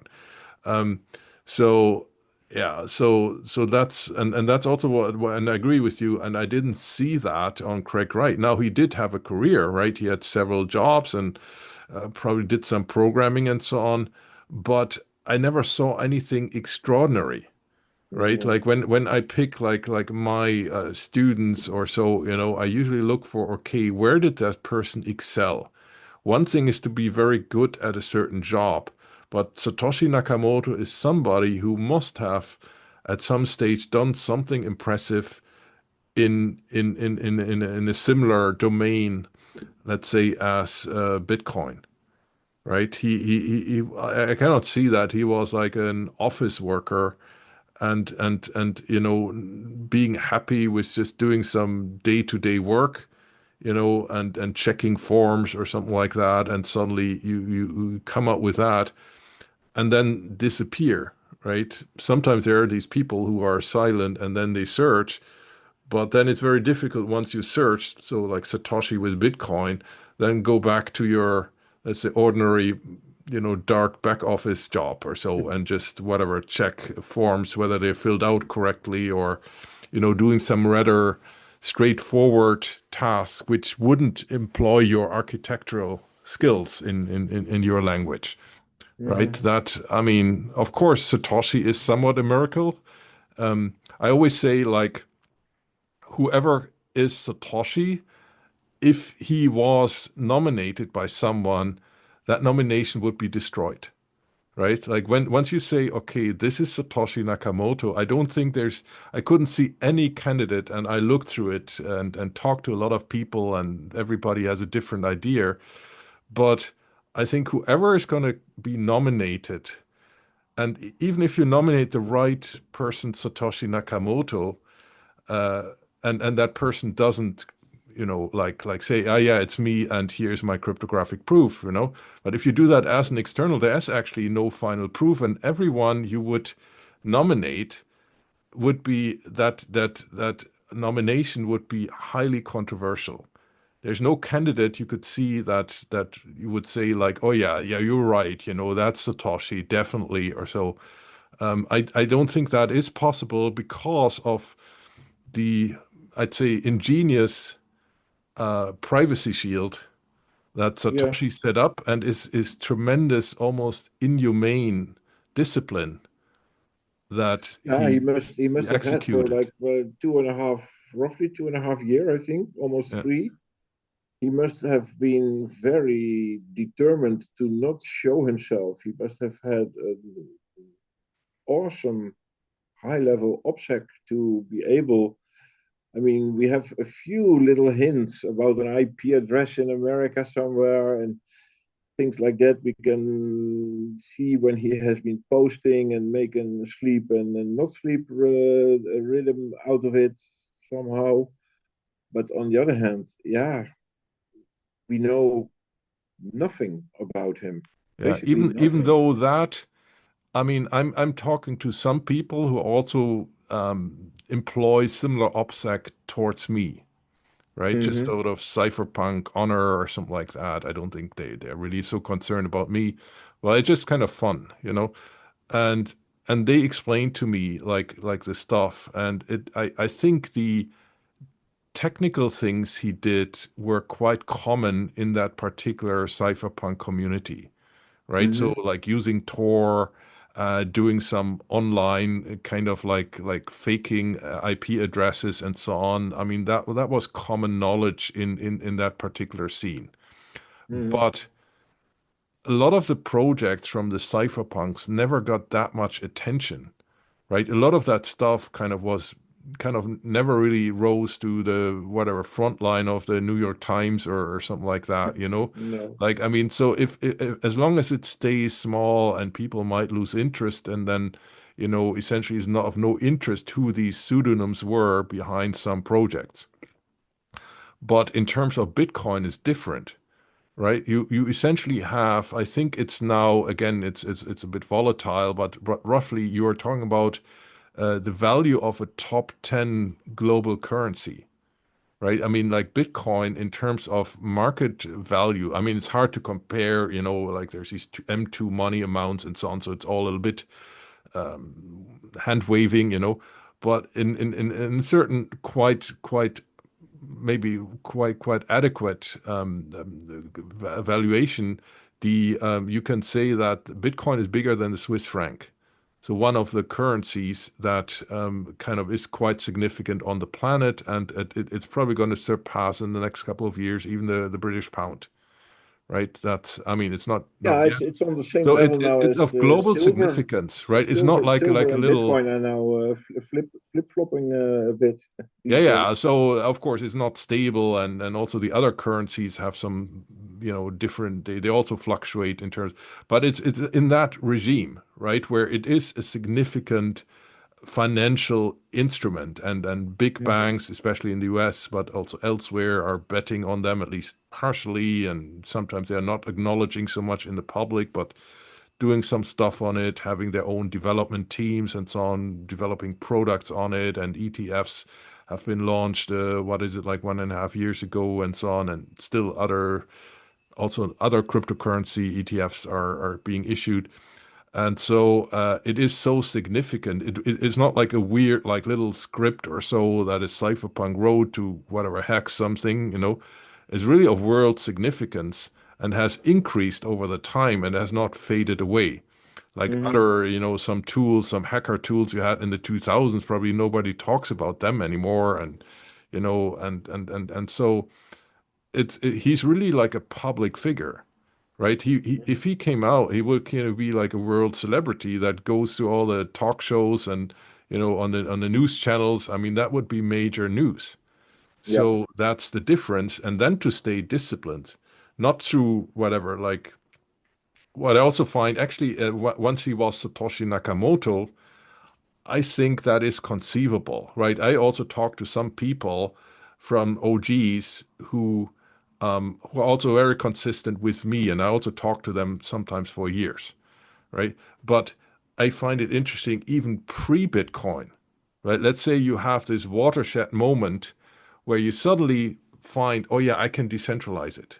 You know, I essentially, decentralize the mint and then I create the value, but by just this mining, so solving cryptographic puzzles. So you have this moment where it all comes together, and then usually people want to communicate that. Yeah, yeah, Want yeah. to, Because oh yeah, I this have is to a good tell you, look, idea, even a like you brilliant call your idea. best friend, you call your mom and Yeah, dad, and look, I found it. I solved the puzzle, yeah, and that nobody has solved before, and then you're kind of like exuding of happiness probably, and to stay silent then. I mean, apparently and if you had not humble. been silent, we would probably know who he is, because then a lot of people, like that rumor would have spread, and then we would have that name popping up somewhere. But I've never seen that. So either you had these people kind of also in a conspiratory kind of fashion involved, but it's kind of given the time that has passed, and the many people who have actually talked about it.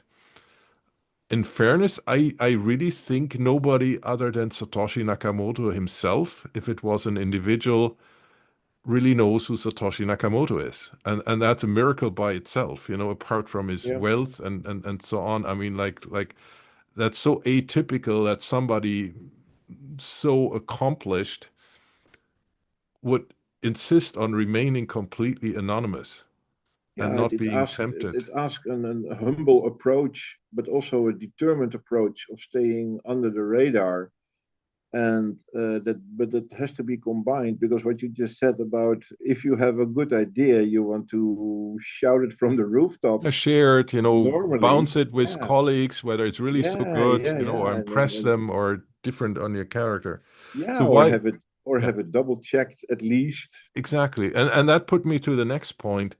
So I don't know whether Satoshi was an individual or a group, but I would say if I had to put my money on it, I would say it was an individual, Yeah, right? yeah, that's I'd what I I'd say think like too. 80% it was an individual and 20% is there that it was a group. Even though if you talk about a group, you would have to really define the relationship there, right? Like, was there a leader? Was that like some people were in the group and not knowing they were part of it? Like maybe Satoshi talked to them in a little bit like like a not open way. So he might have consulted people without saying that he needed that for Bitcoin or something like that.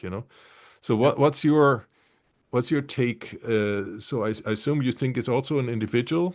yeah, yeah, yeah. Yeah.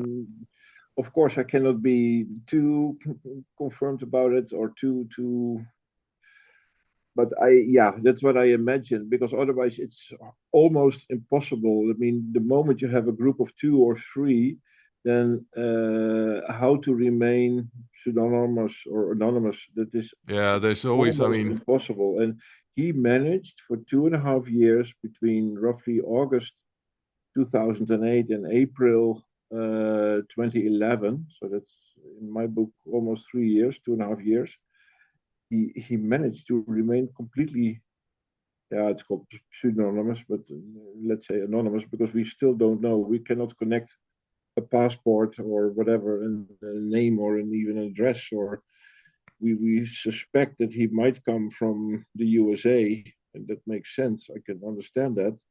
But even that, we are not 100% sure because when somebody is determined to stay under the radar, you can also be so determined to use the tools that you have in OPSEC that you can be on another planet almost or another continent, like England or something, and have a rhythm where you completely stay off the radar and pretend to be someone else or be somewhere else, as Satoshi has been doing. and it's He's, also post Satoshi, right? I mean, like we all, like when you're a little bit older, like me, um, you see that certain things, with some people where you were great friends and you thought you'd stay that forever, and then whatever, you have a family and somebody moves there and there, so without any animosities, usually these kind of things where you were very familiar with people just without falling out just get weaker, right? Somebody, mm, whatever, marries that woman or falls out with his girlfriend and goes on a different career path and or gets sick or something like that. So anything like these informal eternal secrets are very volatile, very prone to yeah, loosening. or a helper is going rogue, and like Yeah, or somebody, Ira and Dave Kleiman. I mean, that situation can also happen with the real Satoshi when a family member or a exactly. helper is, hey, I have been helping you with this, and I kept it secret because I promised to do that, but now your stash is worth quite a bit. When I'm gonna have my payment, and when do I see some nice things Yeah, yeah. I from mean, it, and that's also not happening. Those things, well, exactly. at I least mean, not that we also know of. also thinking that, maybe like when it was still, let's say we talked about it earlier, about a million worth, right? You might say, ah, yeah, I have such a good job, I can make a million some other thing, or I just inherit it from my parents or something. So that 1 million in 2010 of the Bitcoin assets that Satoshi Nakamoto is believed to control, um, suddenly one has gotten 10, 100, even a billion, and nowadays, say 100 billion, that changes your perspective.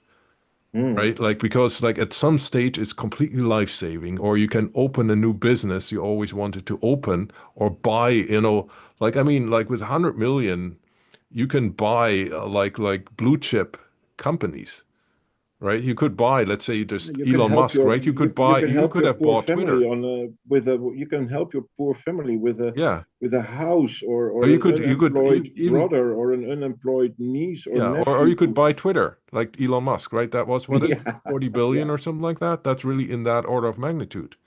yeah Right? Or you could have at an earlier stage, you could have bought YouTube or Facebook. I mean, apart from that, they probably wouldn't have sold it to you. But in terms of value, yeah yeah public in the stock market cap, essentially that would be a market cap of many big companies. I think you could buy I'm not fully sure, but something like Mercedes-Benz or so you could buy, right? I mean, you could essentially take it from the stock market. At least that's the order of magnitude. So that changes things over years. And any loose connection of, three friends, let's saying, in 2008, or let's keep it all secret, I think that would become very brittle, very the cracks kind of in such a conspiracy would happen. I think if it was I mean, the organizations who could manage that, I think, are primarily very good secret services, right? And maybe crime. But I don't think crime is really like, I mean, there's too much that would oppose this, like mafia or, or maybe like there's some North Korean stuff, but usually they're not that creative, right? They would more like hijack something or copy something. I don't think they have like a research team, who'd, I mean, they might invade computers, do some hijacking of things, but to do something completely novel, uh, I think that's and not then the drop it and leave it. They yeah, that is that's not well, I mean, we don't know whether it's dropped. I mean, there's still, I mean, we all pretend that the Satoshi coins are lost. I mean, I think it's a low chance, but I mean, we don't know whether Satoshi or the person or group behind it does not control them anymore. I think it's likely, but we don't know in fairness, right? There might be somebody sitting there with all the private keys, but it's probably unlikely, but we don't have cryptographic proof that that is the case. Let's put it yeah that way. yeah And yeah so, just like, would you have anything more like you want to comment on the whole Bitcoin Satoshi situation, or do we have covered pretty much everything, or because then I have a final Yeah, question for you. I think so. It is for me a bit of an. I mean, I have to stretch my thinking a little bit because, as I just said, my view, my angle is from who is not Satoshi, and you Yeah, are yeah, yeah. slightly more into the angle of Okay. who could be Satoshi, and then you make the comparisons and you start thinking of the things that Satoshi, like you said, but what has he been doing before Bitcoin? What is he doing after Bitcoin? Could he be still alive? What is his age? That was not really my thinking. I only compare the period that we know about his Bitcoin when he was doing Bitcoin. What did he say? What was his intention? And does the profile of the person who claims to be Satoshi, can I see a match? And is that match good enough to give a good feeling of that it is indeed a serious Satoshi candidate? But I mean, But that's why I have you on the fireside chat, right? Because you have a different angle than me. It would be not yeah, yeah, yeah, interesting yeah, yeah, if we were just all agreeing and all having the same information and so on. So that's kind of the spice here yeah, in the yeah, chat. yeah. But do you have like? But I mean, following up on your comment there. So you have this exclusion essentially approach, right? And actually, I do have that in my own book as well. My hypothesis is, okay, there's a finite number of people who could have been Satoshi Nakamoto. There's a couple of must criteria, right? that, I mean, he must have had, and I think you mentioned that, and it's pretty evident, whatever. He must have had some programming skills, some operation security skills, some familiarization with the topic of a cryptocurrency that is peer-to-peer. He must have gained his motivation for that. He must have been in a certain age group. I think he was definitely not a big shot, right? For that, he kind of was too humble, and like big shots usually would have broadcasted that they invented it and claimed it and fought with each other who was the inventor. There's also some signatures like the Bitcoin white paper, I think, is for me coming from an extremely intelligent brain, but not a somebody who has written a lot of papers. Right? It's an excellent paper, but he No, made no, yeah. some clerical No, yeah, mistakes I there have to or agree. omissions, right? So we can narrow down, and I would say there, if you apply all this criteria, and I did that in full extent in my own research and in the book that I published, and so you can narrow it down, let's say order of magnitude 100 people who could have only been Satoshi Nakamoto, more or less, right? And then you can break it down with further criteria. You can, and you mentioned that already. You can take awake hours and would say, okay, Satoshi Nakamoto could have not, because he said he indicated at least a little bit that he had a other job, right? Usually that's a daytime job. So let's say, and that was also with Craig Wright. He lived at the time in Australia when Satoshi was posting. Craig Wright, for example, had you mentioned it, the BDO job, right? I think that was not after midnight to 6 o'clock in the morning, but usually they worked in daytime hours. So you meet your colleagues in office and so on.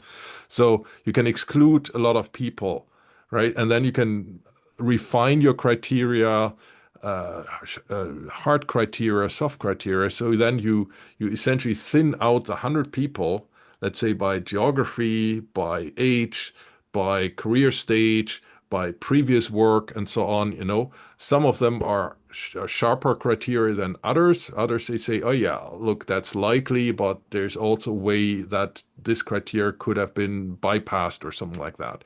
But essentially, you can thin out these 100 people.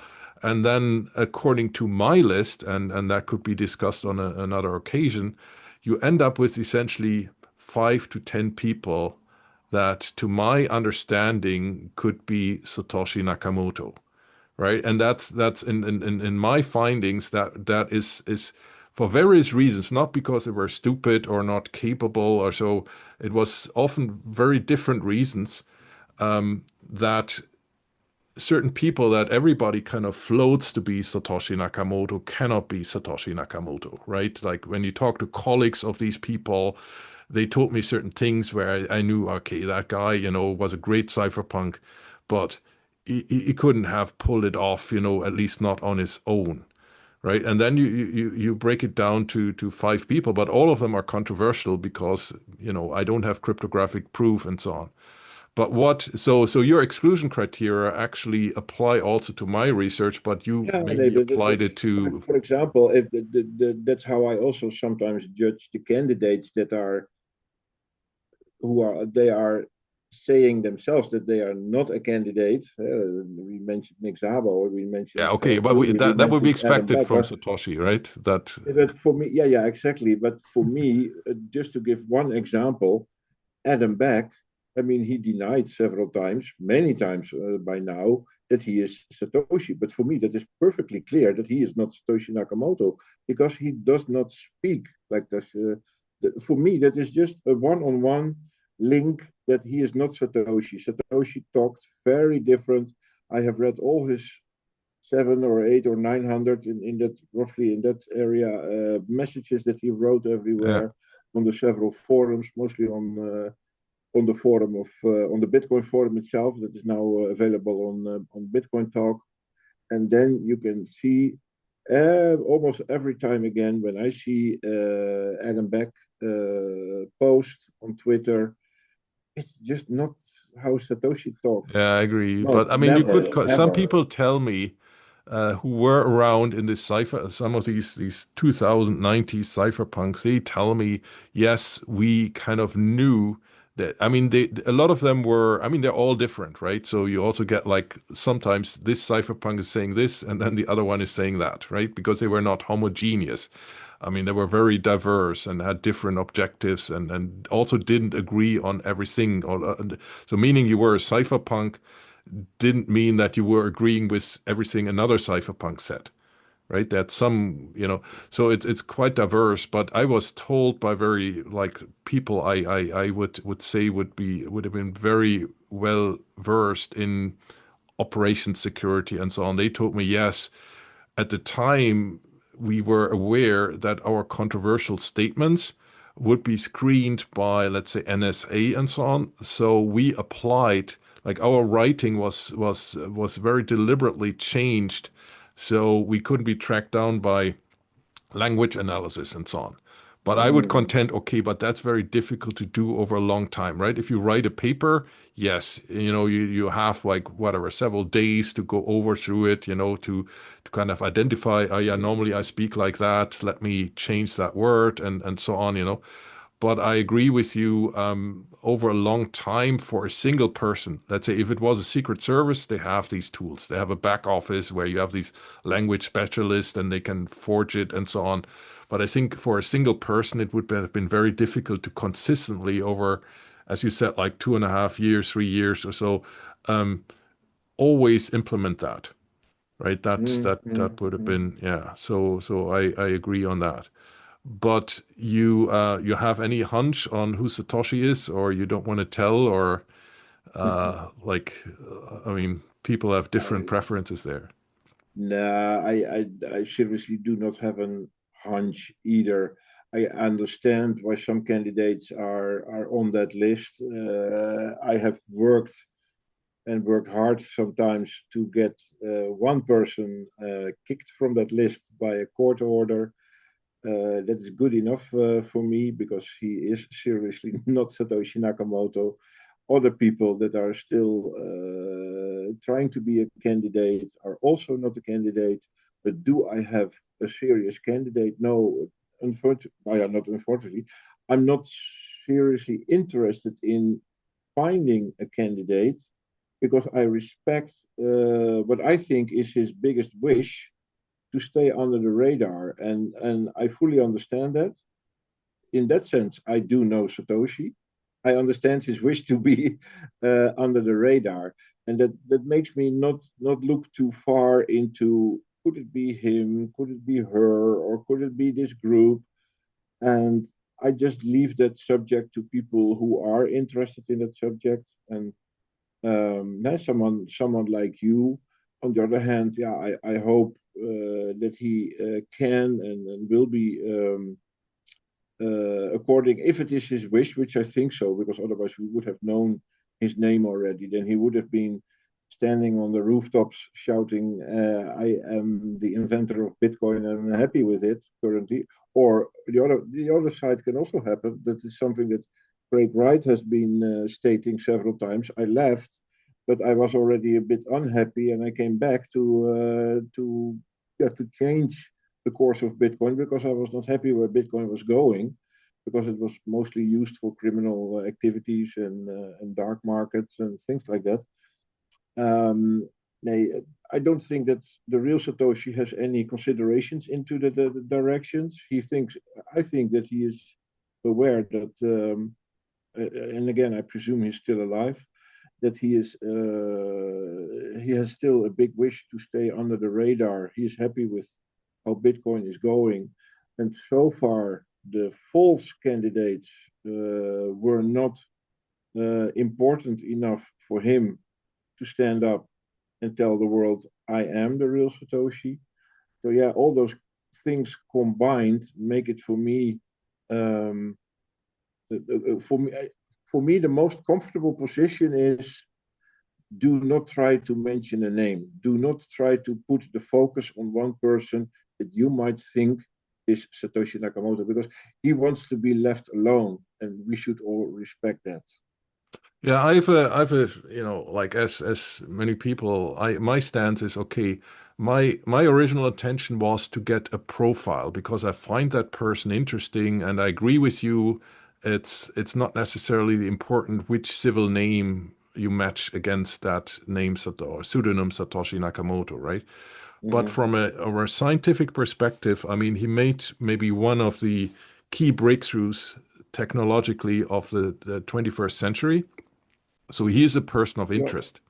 Oh, yeah, And absolutely. and finding out the truth about him doesn't mean you find the definite name, but it's still interesting, like what kind of person it is without a name, right? I mean, the name is essentially nothing. That just like, I mean, you didn't even pick it yourself, right? I mean, your last name is Mm. just like, so it doesn't like, if you know a name of a person, it doesn't tell you anything, maybe only his origin or something like that, where he comes from a country or so, you know.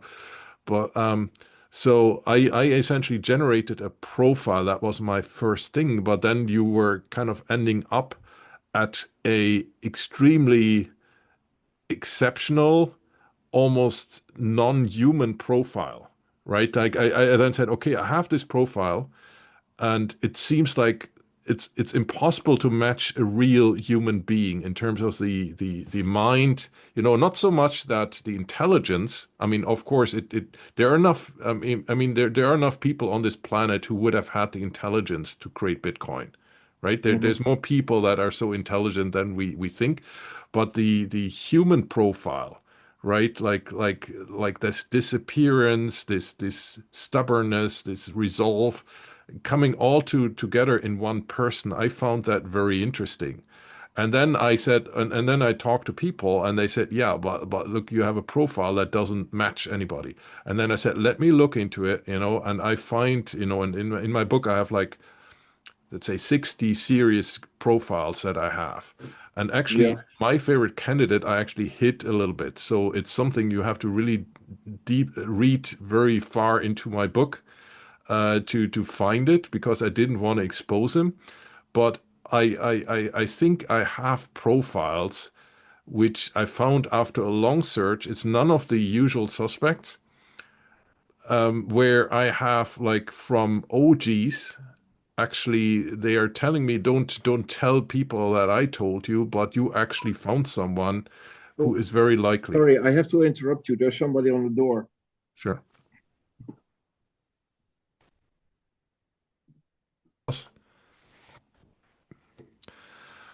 Okay, so to wrap up our conversation, which I found very interesting to get your angle so far. So my idea is that we should find the truth, right? Because it's it is a topic of public interest, and if you find the truth, you can easily dismiss kind of the false claims, like you're doing with whatever Craig Wright and some others who claim to be falsely claim to be Satoshi Nakamoto. So from my science perspective, from my technology background, I mean, finding the truth is never wrong, because if you don't do it, somebody else will do it, but and my excuse for respecting Satoshi Nakamoto is that I'm pretty sure Satoshi Nakamoto knows that there's a search for him, right? And he has available pretty much a reaction if somebody comes and says, you are Satoshi Nakamoto. And if he does that, so pretty much just not answering anything, no comment, or I'm not Satoshi, or whatever he says, nobody is able, unless they were eyewitness, to essentially dox him, right? So Ah, yeah, yeah, I yeah. can only like the only thing I can do is have a very plausible story based on facts and some, let's say, likely scenarios what happened. I have certain exclusion criteria, which of course they would have to bypass, right? But I think nobody can dox them against their will, right? So if these people that I kind of set, and I have some confirmation from OGs that they're actually very good candidates, they could just, you know, close the door and say, look, I'm not going to comment. And I'm sure Satoshi has a certain plausible deniability, you call it, for anybody doxing him as Satoshi. And I don't think, you know, how are you going to prove it against his will? And I think that's kind of my workaround to respect his privacy, but still wanting to find the truth. But I think like both, like your approach and my approach have some value. I mean, everything is controversial what you do in this space, Yeah. but that's also the interesting thing, that there's a vivid discussion of things and so on. You want to Yeah. have any closing words or? Now I have one question actually for you Sure. to close this off. Okay. Do you, and we can both answer that, but I want to ask you now something. Do you think, first, will we ever know who is Satoshi?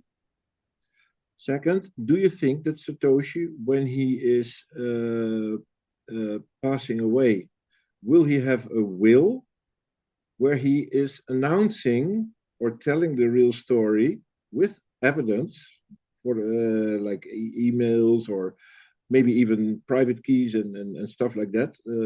So it's solid proof. So that we will know at some point before his death or after that he is Satoshi. Do you think such a thing could or will happen?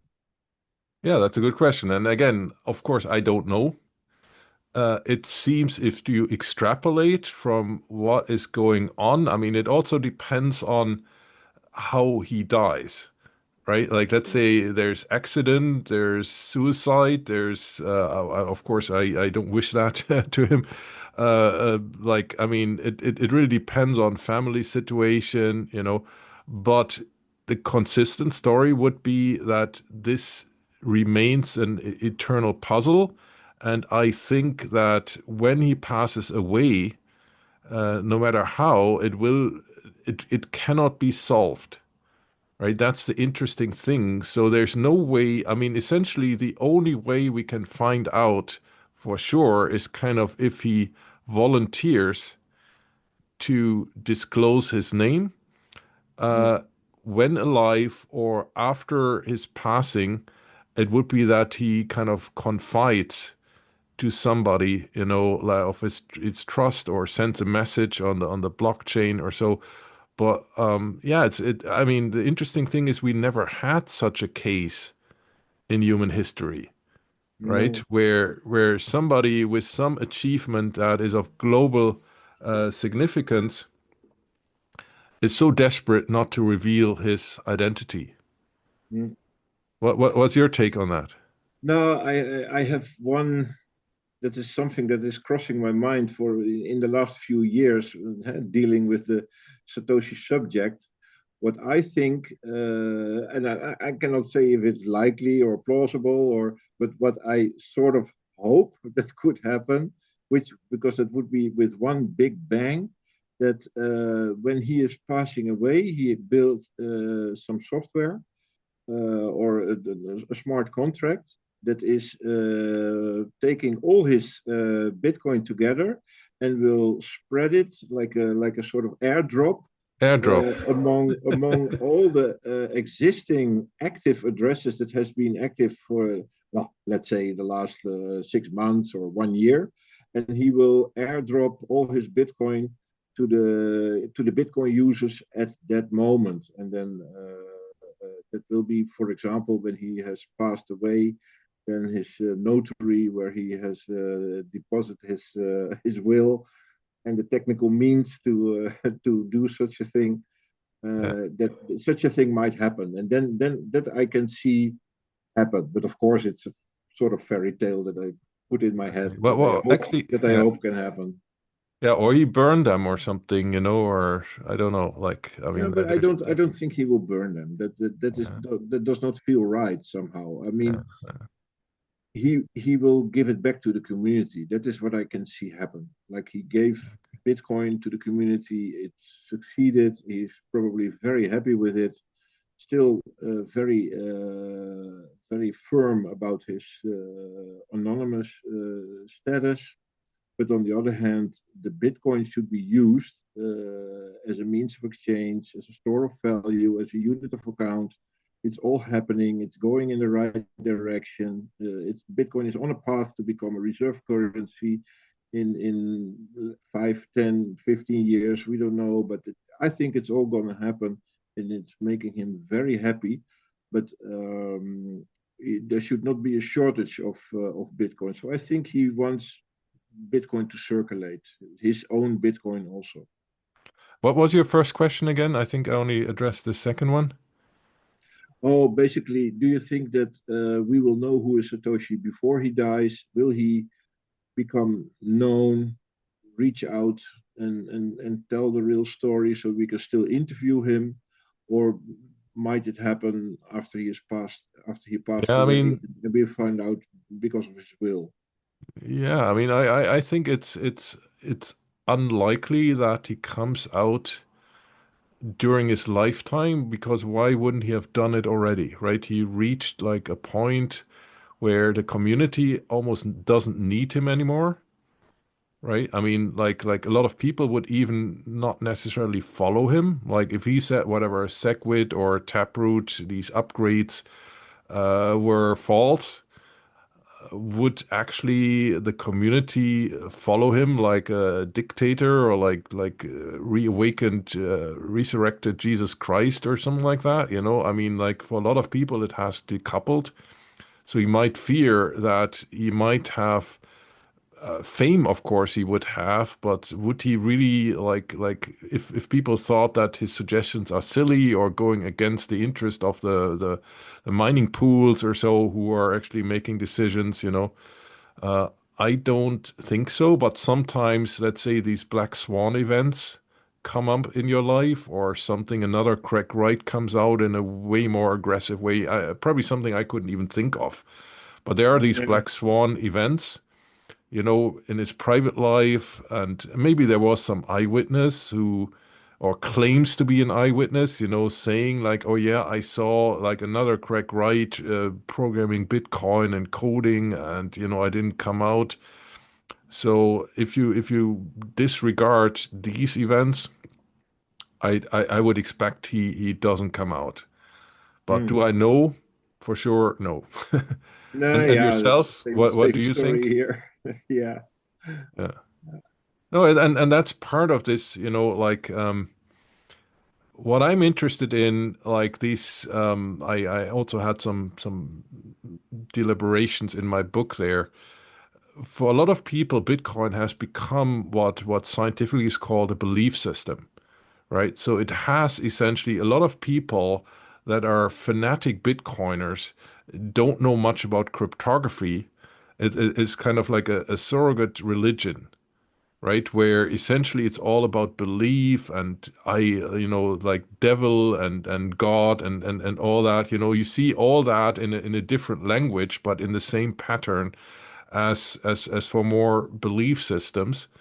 And and that's really interesting. And in that story, kind of the disappearance of the hero is very essential. If you look at, you know, like most religions work with the disappearance, death, or ascension to heaven, kind of the Yeah, original yeah, founder, right? I yeah. mean that goes through all the, you know, you have this unexplainable mystery, and we don't know, you know, like who was it really, and so on, you know, like these things are fueling essentially very interesting phenomena in the brains of humans. It Yeah, seems like you like said, these stories, like that our turns a brain fact has. into a belief system. Yeah, and you know, but I don't think it is a belief system in a sec, but for a lot of people it is. I mean, there's some solid science or some technology, some math behind it that you Hmm. can argue, but for a lot of people that doesn't play a role, right? It's just a belief system.